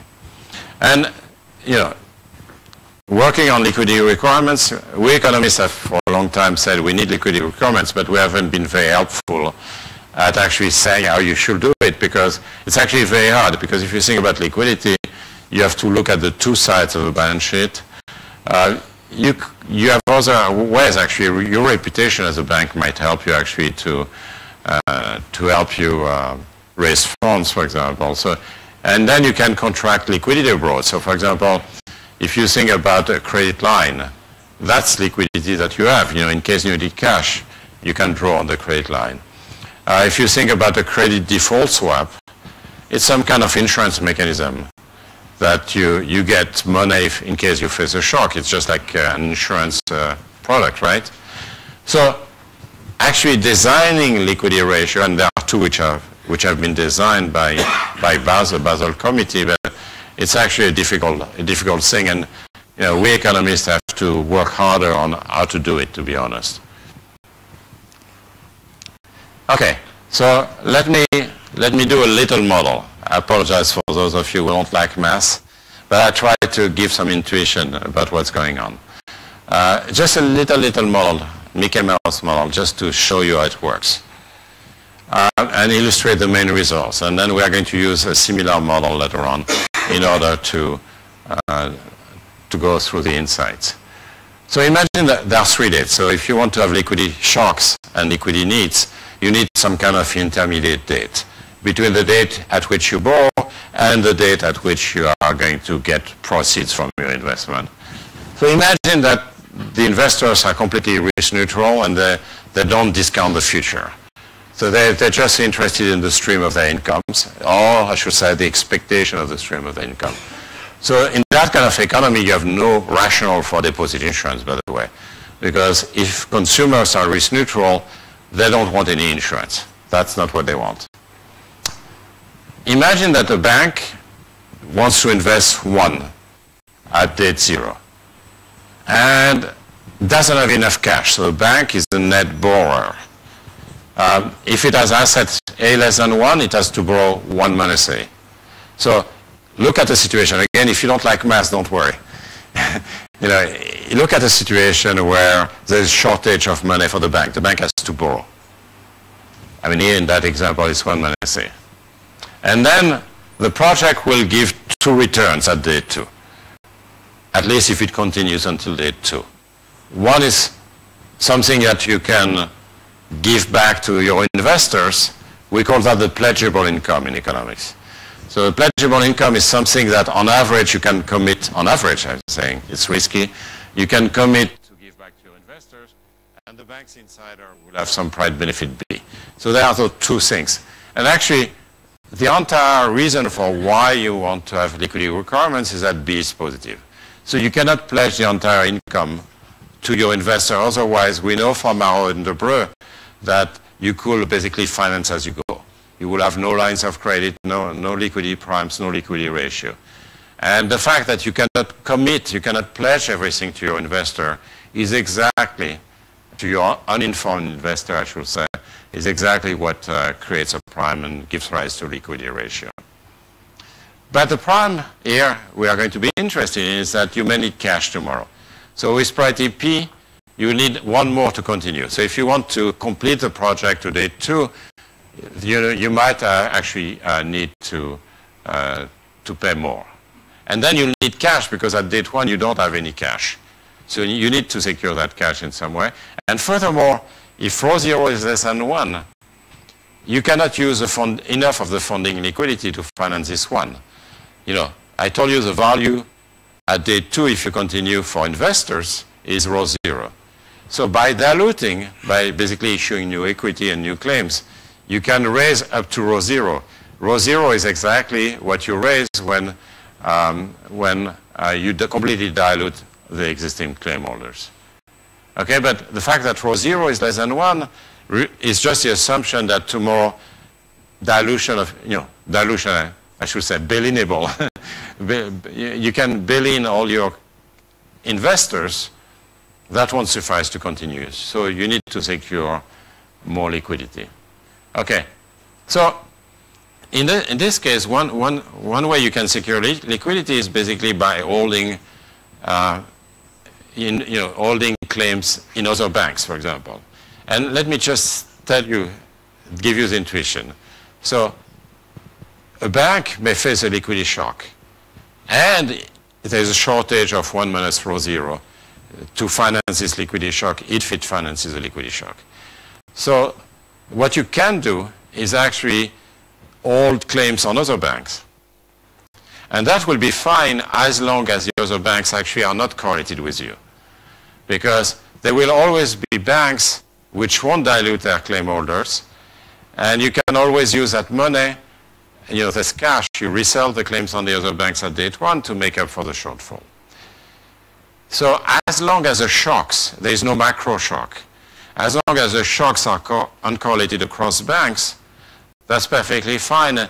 And the result we got, that was 20 years ago with Bank Tormström, was that actually if you have two conditions, if first banks are net borrowers, and second, the shocks are uncorrelated, so there is no macro shock, then there is enough inside liquidity in the sense that by holding claims on other banks, you can make sure that you'll face the liquidity shocks that you want to face.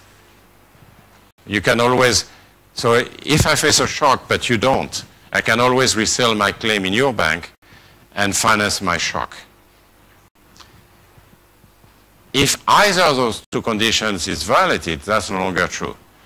So if the banking sector, or I should say more generally the private sector, is a net lender, then there is always a shortage of liquidity. Or if there are macro shocks, there is always a shortage of liquidity. And that's where the government is going to step in, because the government can bring stuff that the private sector cannot bring. I'm going to come back to that. Okay, so I'm sorry, it's many results, but if you have those two conditions, no macro shock, and the private sector is a net borrower, you have enough liquidity, which means that technically there won't be any liquidity premium. So that means that you know the risk-free rate premium. If you buy a treasury bond, which is pretty safe, you always have this premium that you have to pay, which means the interest rate is very low. But you have no such premium under those conditions. But if you either have macro shocks or you have a net lender situation, then there is shortage of liquidity, and that's when the government has a role to bring liquidity. Okay? So, let me a few comments about this. The first is that we have observed now that the private sector is moving to a net borrower situation, net lender situation, I'm sorry. Traditionally, the private sector is a net borrower, but lately it has become more of a net lender. That's the first thing. And second, let me just explain why macro shock matter. Just take the previous reasoning. I may face a shock, but I have claims in your banks, okay? And which I can resell if your banks are fine. But if we all face correlated shock, that means that when I face a shock, those claims are valueless as well, because we also face a shock, and the claims will be bail-in. Okay? So that's the thing, is that whenever you have a macro shock, you always have liquidity shortages. Now, why is that the government can do things that the private sector cannot do? Well, simply because you can basically pledge the future taxpayers' income, whether they're corporations or individuals. You have this claim on future taxpayer income, so you can borrow against this future claim. And that is going to increase liquidity in the economy. Okay? So I should probably switch. Let me see. So this was this. Okay, maybe if you can click on return. And there are lots of extensions you can see.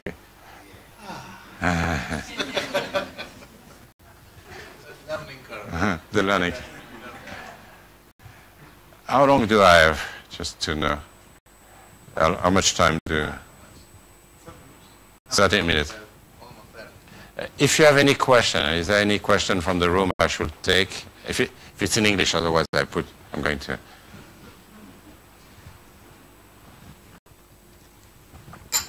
So now the technical part. So if you fall asleep, don't. I'll try to give you the main intuition for what I'm doing. So it's going to be a model a little bit like what I've done so far. This is the simplest possible version. So you have 3 periods. And let's assume there is no store value in the economy. Okay? Or more generally, there is not enough store values, which we observe now, actually. And there are three classes of players. So consumer investors are, for the moment, risk neutral. They just care about the expectation of their consumption over time. Now, again, there won't be any deposit insurance in this basic model. That's okay. I will introduce deposit insurance later on. And they cannot, this is very important, they cannot pledge their future income and grant lines of credit. So you as an individual, you cannot grant a line of credit to Google, for example. Google doesn't need lines of credit anywhere, but any corporation, you cannot promise lines of credit to your corporate. And we could discuss that in detail. And that's actually the reason for why the government can do things that the private sector cannot do. Okay?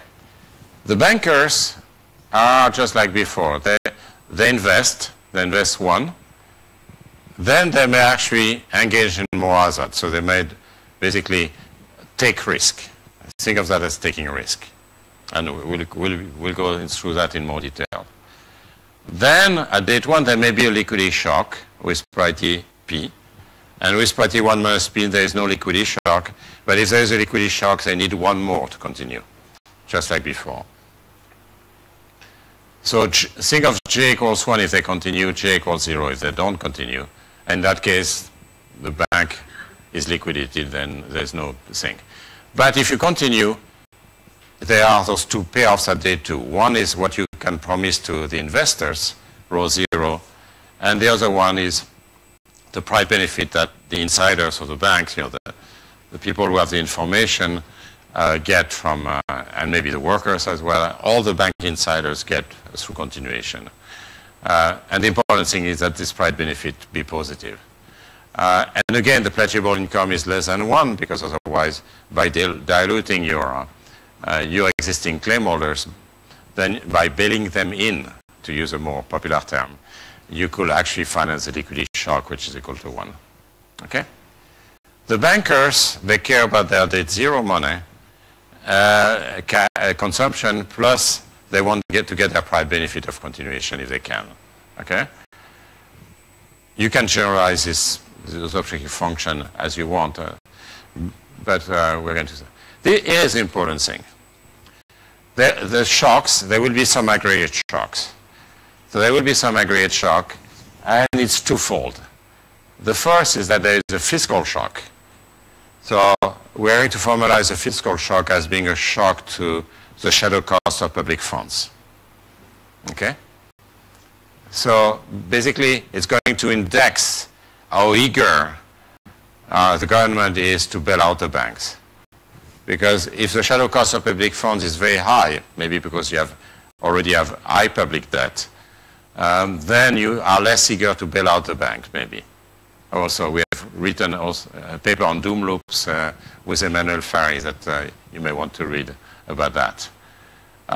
So capital lambda means that you have a high shadow cost of public bond. In the bad state, state B. In the good state, the shadow cost of public funds, the cost of collecting taxes for society is greater than 1, but is less than capital lambda. Okay, so why do we want to have a random fiscal shock? Simply to create some uncertainty about whether the banks will be bailed out. Okay? Unless it has a contract, a lender of last resort contract, what's going to happen is that when you have a high shadow cost of public funds, the central bank won't want to, or the government won't want to bail out the banks. But then the liquidity shocks will also be correlated. So they will be correlated, and with priority pi h, there won't be any liquidity need, and with priority pi l, there will be an investment need. So each bank will need 1 to continue. And I want to introduce more of that because that's going to be the key to the model. So by misbehaving, the bank can take more risk. Now, the way we formalize that is by saying that you increase the probability that you are illiquid. Okay, you increase the risk that actually you will need to reinvest in, 1 at date 1. So you'll choose to misbehave and increase the risk by delta in the good state of nature and by delta prime in the bad state of nature. And that's your choice. So you can engage in more hazard, so you can increase the risk of being illiquid at date 1 by delta, or you can increase the risk of being illiquid at date 1 in the bad state of nature by delta prime. Okay, so we need both. We need the liquidity state. I mean, again, if you don't like math, just to remember, you need some kind of uncertainty about whether you'll be bailed out if you don't have cash. And you need some uncertainty about having cash. And you can take more risk if you want, unless you are going to be regulated. That's going to be the thing. And I'm coming to regulation. So M equals 1 means you are regulated. M equals 0 means you are unregulated. M for monitoring. Okay? By the way, we are not going to take stance, and we could discuss that at the end in the Q&A part. We are not going to take a stance on whether the government is a better regulator or the private sector is a better regulator. We are going to discuss that later on, maybe. But there is a cost C. So there is a compliance cost. You can think of that as being a compliance cost. There is a cost C of being regulated. You need a number of things, and it's costly both on the regulator side and on the bank side. Now, let me give you the preferences of the social planner. So we are going here to have a prime of a benevolent social planner. So the issue is not that the social planner will be captured by the banks, but it's going to be time inconsistent.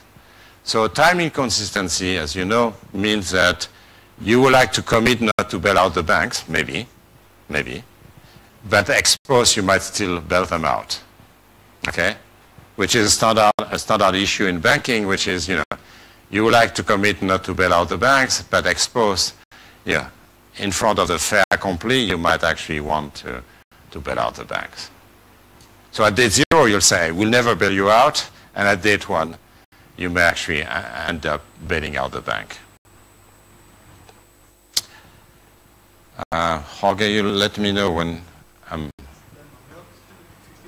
15 minutes, and I would like to have a few Q&A, a little bit of time for Q&A. I'm just setting the model, and then I will give you the intuitions, okay? So in terms of preferences of the social, because it's important, model is always it always forces you to be very transparent about your implicit assumptions. And that's, there's always some kind of arbitrariness to the model. It's always too simple.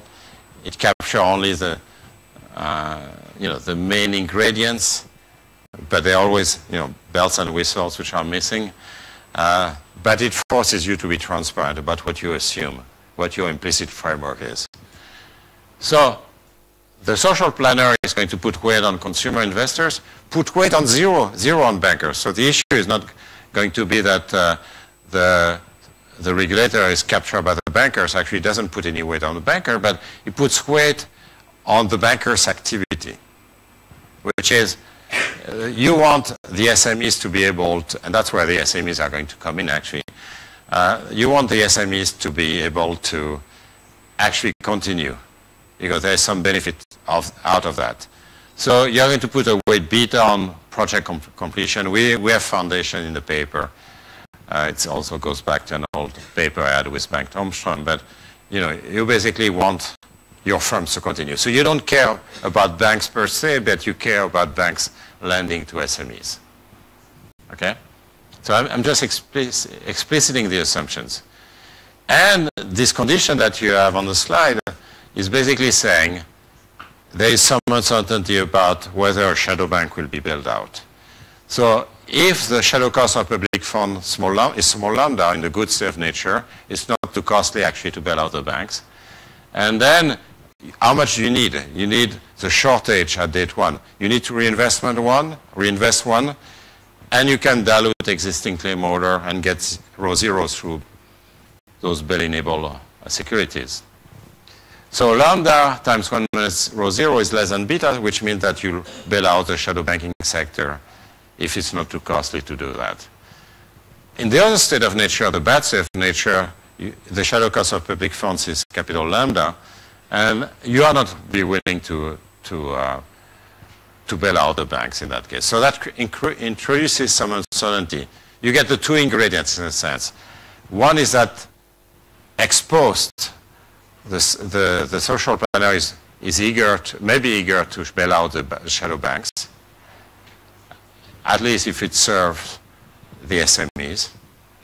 But it's not sure because it might be too costly. By the way, the lambda is a shadow cost of public funds, but it could also be some kind of political cost of bailing out the banks. It might be more or less unpopular. Okay? Okay, so I told you about this. So let me first start with the first point, which is a very simple point, and trying to explain the quadrilogy. Why is that? Why is that you are more eager to offer a lender of last resort function when you regulate at the same time? Well, so lender of last resort function, I should have said. Lender of last resort function is you tell the bank, look, I promise I will bail out you even in the bad stuff nature, even when the shadow cost of public funds is capital lambda. That's basically a commitment by the social planner to come to the rescue of the bank. You have some kind of lender of last resort facility. Why is that? That is connected with regulation. Well, very simple argument, and you don't need to do the math for that. Lender of last resort functions are expensive because you commit to help the banks, especially when it's expensive to do so. Now, you don't want to do that too often, right? If you monitor the bank, you reduce the amount of risk. You reduce the moral hazard. So I go back to the situation where basically what's going to happen, if you have a shadow bank, the shadow bank is going to take risk in the good nature because it knows it will be bailed out. But in the bad state of nature, it's not going to be bailed out. So it's not going to engage in risk-taking in that state of nature, okay? Because it's going to be too costly for the government to bail out. Now, if you monitor, what lender of last resort is going to do is actually going to increase the probability of illiquidity, because if you insure the bank against shortfall in income, then the bank is going to misbehave in that, is going to take risk in that state of nature as well, right? So that's going to be an issue. It's going to take and if you monitor, the monitoring is going to get rid of that moral hazard, and that's the assumption.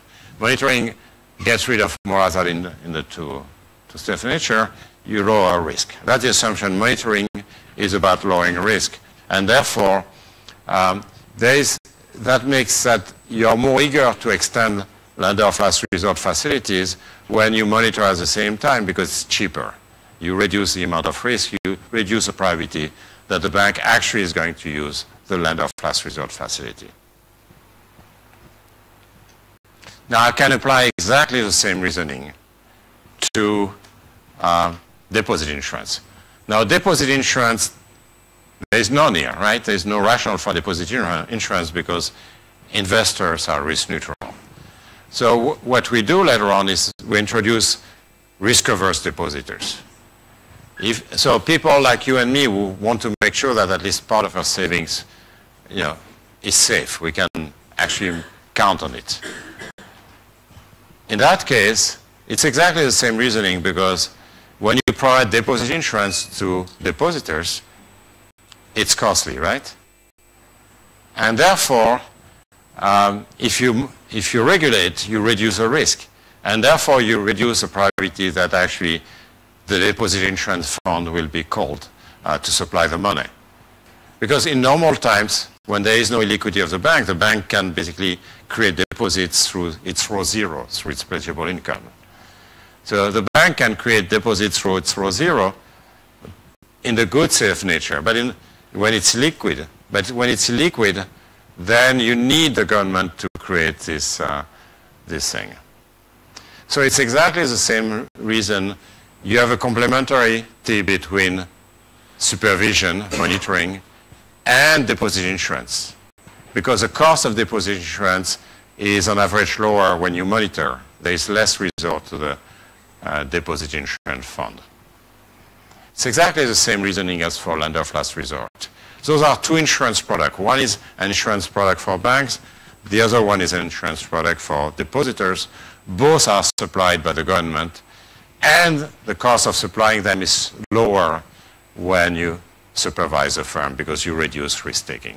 It's as simple as that. And that explains the coincidence, in a sense, between regulation and lender of last resort and deposit insurance. Okay? So in a sense, that's justification of old-style banking, right? It's a justification of old-style banking. If you are going to give those insurance products, lender of last resort and deposit insurance, you also have to regulate. Then let me conclude with the other two and just give you the intuition. What about ring fencing?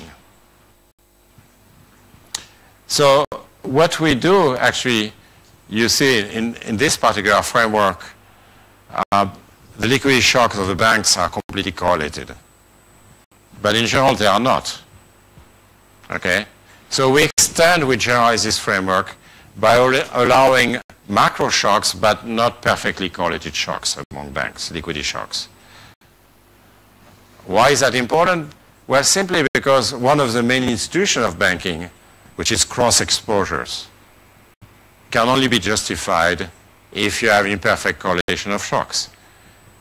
Just like in insurance mechanism, if I'm short of cash and you are not, then you can transfer money to me. And that's what, for example, a CDS does. It's a typical thing. All kinds of credit lines and so on are basically insurance mechanisms. Okay? So what we do is to have imperfect correlation so as to create scope for actually cross-exposure among banks. But the problem with cross-exposure, of course, is that it may lead to domino effects. So if you don't get insurance from the right counterparty, what may happen is that I fail, and I give you insurance, and you are counting on the insurance, but you don't get it, and then you might fail. Those are domino effects, right? And you want to avoid that, but for that you need to have the right organization of the insurance market, the right cross-exposures. Now, two instruments can be used to do that. One is ring fencing to avoid what I call the AIG syndrome, which is if you do ring fencing, you get cross-exposure only within the regulated sector. And since you are regulating the regulated sector by definition, you can do joint stress tests, tests so as to to see whether you will have domino effects. So what you can do is to run a joint stress test among banks to see if you have domino effects. You cannot do that with the shadow banking sector because by definition you don't know what their balance sheet is. You cannot run a stress test within the shadow banking sector. So that's an argument for ring fencing, is that you can better control the cross exposures and make sure that basically you don't get the wrong insurance. The wrong insurance is when we make sure that when I need the money, you don't have it. That's a CDS, that's the AIG syndrome. The banks needed the money, AIG didn't have it, had promised the money, and basically there was no transfer, and the government has to bail out AIG, which was pretty unlucky state of affairs. But even within the banking sector, regulated banking sector, it's still hard for the regulator, the supervisor, to actually monitor the cross exposures. In that case, what we show is actually you may want to have an exchange. For an old argument, actually, in the economics of information, is that when you have an exchange, you don't select your counterparty. So you don't select risk. So you're not able to make sure that actually, we are not going to supply liquidity to each other and claim ex ante that we have this liquidity that we don't really have. With an exchange, you don't select risk. you just have all the others are as counterparties. So, this absence of risk selection actually makes it easier for the supervisor to know whether you have liquidity. So those two instruments, ring fencing and use of an exchange, is actually something which can be useful. Okay. So sorry, I'm going very fast. You can read. Okay. So those of you, I just wanted to give you the intuition. Those of you who are technically more minded, you can have a look at the paper. And there are lots of issues for future research. Shadow banking is huge. It's there to stay, whether you like it or not. It also has benefit. I've emphasized the nuisance power, but there are also benefits. And there are also other issues with the best supervisors. Are there arguments actually for supervision to be done within the public sector? I think so. There's a big issue about whether you want to bail out the bank or the counterparties. You have the issue of universal banks and so on and so forth. We could discuss all of those. But I really apologize for going so fast, but it was like advertising a little bit this research and this entire research agenda, because I think shadow banking is everywhere and there to stay. So thank you very much for your attention.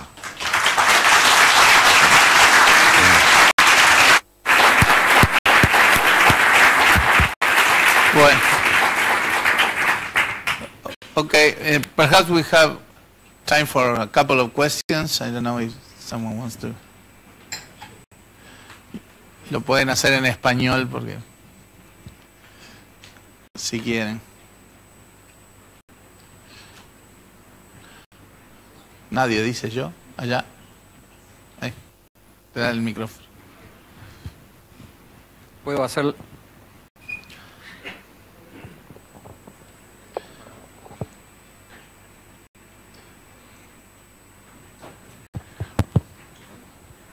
La puedo hacer en español. Sí, claro. Bien. La pregunta concreta es si no piensas que este sistema del shadow banking puede actuar como una especie de regulador automático del propio sistema de bancos universales, del universal banks. So the shadow banking sector is actually applying competitive threat to the regular banking sector. And that has some benefits, of course, for two reasons. One is that it may be more innovative, and a little bit of what's happening in fintech, as I said earlier, is about innovation. You always need entrants sometimes to shake up a little bit incumbents. We have seen that with Uber, for example. The innovations of Uber were extremely small. They were all known, actually. Geolocation, credit card, ratings, and so on. They all were known. And no taxi, I don't know about Montevideo, but all the taxis in the world I knew never implemented those. That tells you something about monopoly. You don't want to have monopolies.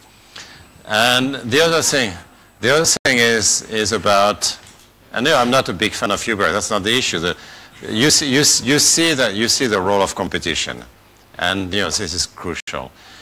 Now, it could also be the case that they do different activities than the regulated banks, because under prudential supervision, you have to pay attention to exactly what you allow. Because if you don't have the information, a leitmotif of economics, of course, the economics of information. If you are a government, a central bank, or whatever, and you don't have the information to do the policy you try to do, it's going to be a big failure. You have to make your policies in relationship with, compatible with the information you have. And if the banks use products which are way too complicated for your supervisory staff, that's going to create trouble. Okay? So you might say, okay, if Warren Buffett wants to do derivatives or the like, fine, no problem. It's his own money. But whenever it touches on taxpayer money, that's a completely different ballgame. And one of the things which we have failed completely in 2008 is that, or I should say before 2008, is to make sure that the shadow banks will not have recourse to public money. again, shadow banks are perfectly fine, but when they start playing with public money, that's when you are, and that's exactly what we are trying to do in this paper, is that's why we have all this timing consistency framework, which is pretty realistic. And we need to basically make sure that the shadow banks are not going to have access through many channels. And, just to repeat, in that framework, there are two channels through which you can have access to public money.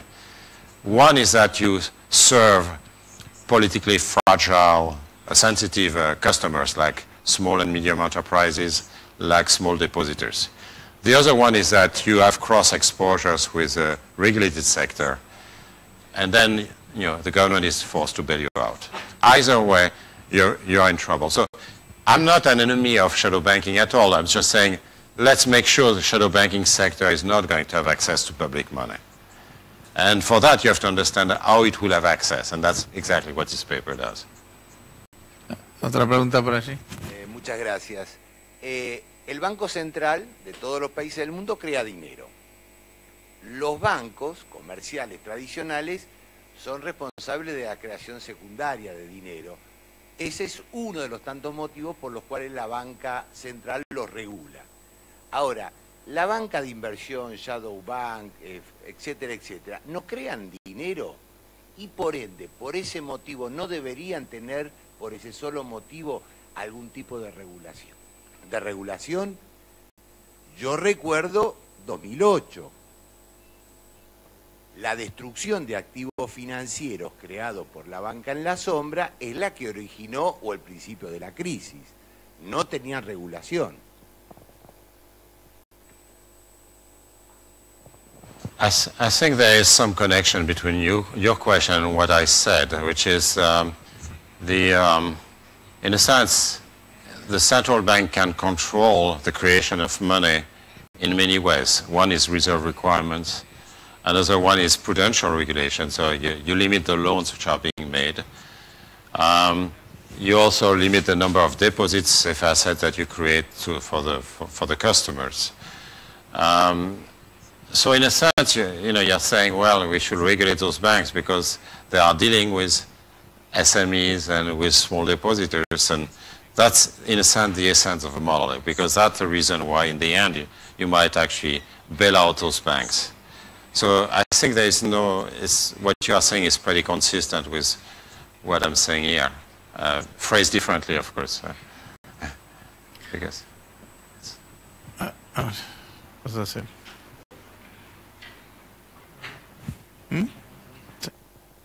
What changes the case of China that they are not giving money to small and medium enterprises, but to state-owned enterprises?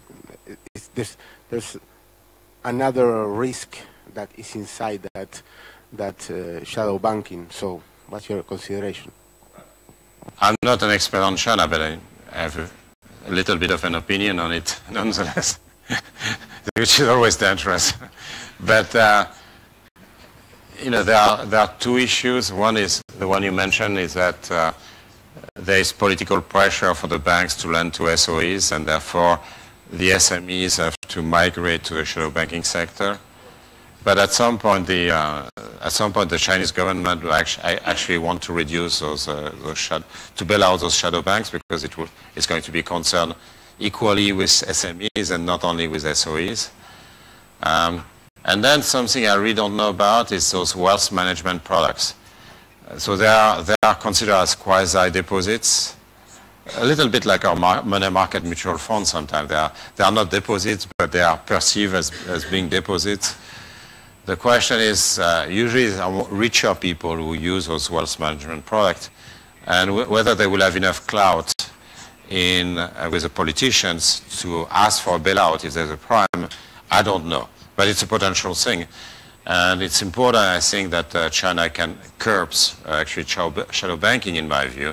And in China, they have repressed savings, as I mentioned. So basically, you cannot get high interest rates on savings. So that's why you move to the shadow banking sector. And this pressure on SOE. So first, you like to eliminate those distortions. But then shadow banking sector can still develop and still have access to bailouts. So it's very important for China in this areas, in many other areas, to develop some kind of good regulatory infrastructure. That's all I can say. Okay, the last question that I'm going to, please. ¿Había alguien más que iba a hablar? No, jefecito. Iba a decir algo, esa es la actitud, esa es la actitud.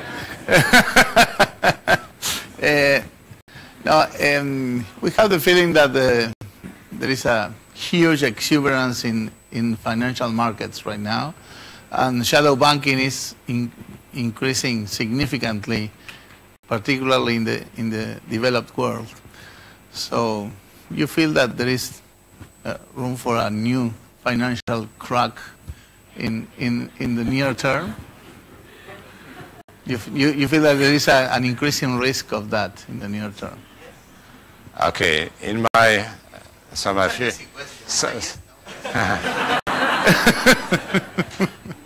Thank you. Sure, my pleasure. Thank you. Some of you may have seen the book Economics for the Common Good, which was published in Spanish a couple of months ago.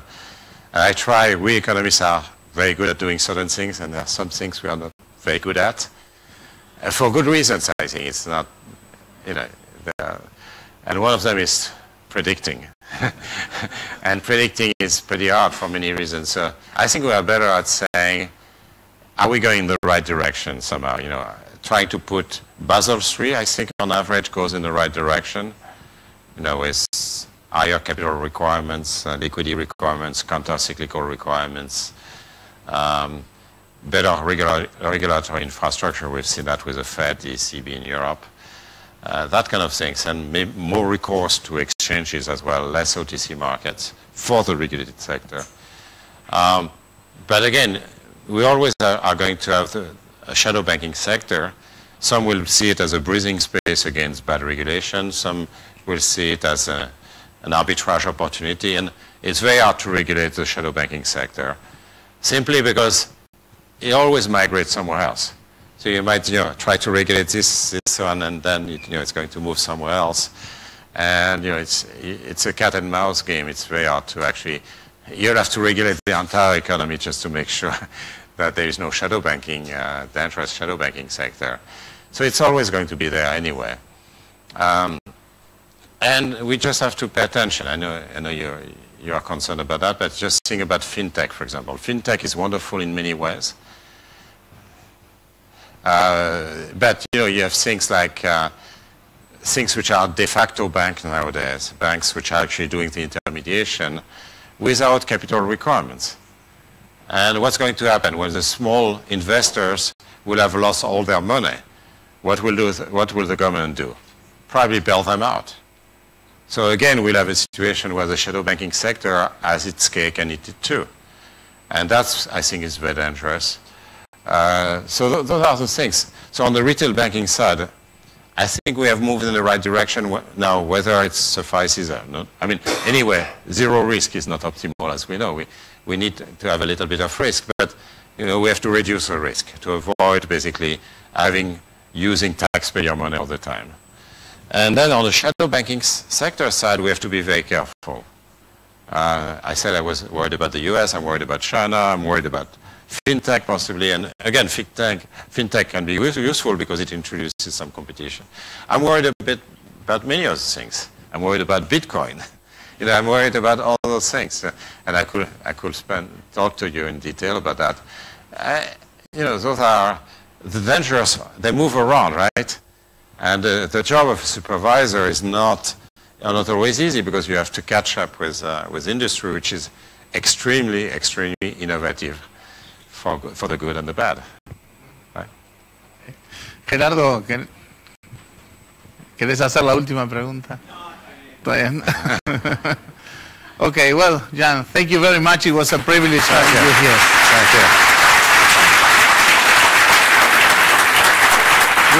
Great presentation.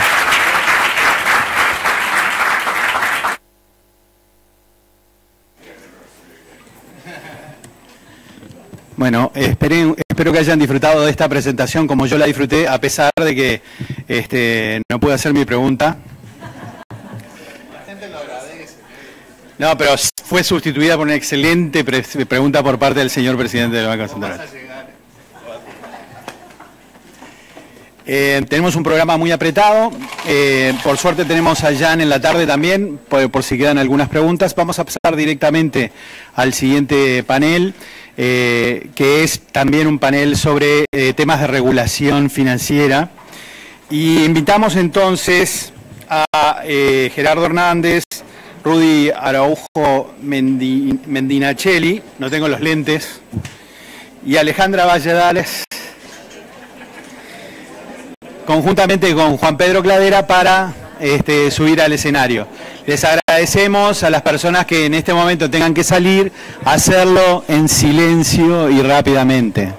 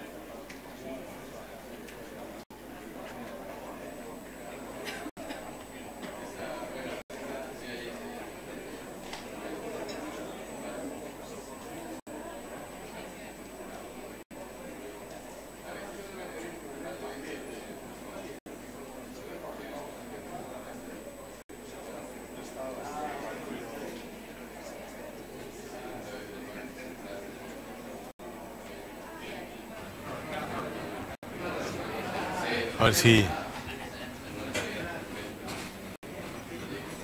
estamos en condiciones de comenzar. ¿No se escucha, no? No, no se escucha. Pero no se escucha. Está sin volumen. Está sin volumen, me parece. ¿Sí? Bueno. Entonces vamos a dar comienzo a esta sesión para que podamos finalizar en la hora aproximada que teníamos de expectativa. Como dijo nuestro presentador en la primera hora, estamos en el año en el que el Banco Central cumple 50 años y como dijo el presidente, una de las funciones de este Banco Central es el de la regulación y supervisión del sistema financiero y en particular como reguladores y supervisores de todos los mercados, bancos, seguros, mercados de capitales, fondos de pensiones, con lo cual era importante incluir esta mesa para los organizadores de la jornada que nos permitiera tener una visión sobre cuáles son los desafíos en la región para los reguladores financieros, teniendo una expectativa de cuál es la visión del futuro del sistema financiero y como consecuencia de ello también la de los desafíos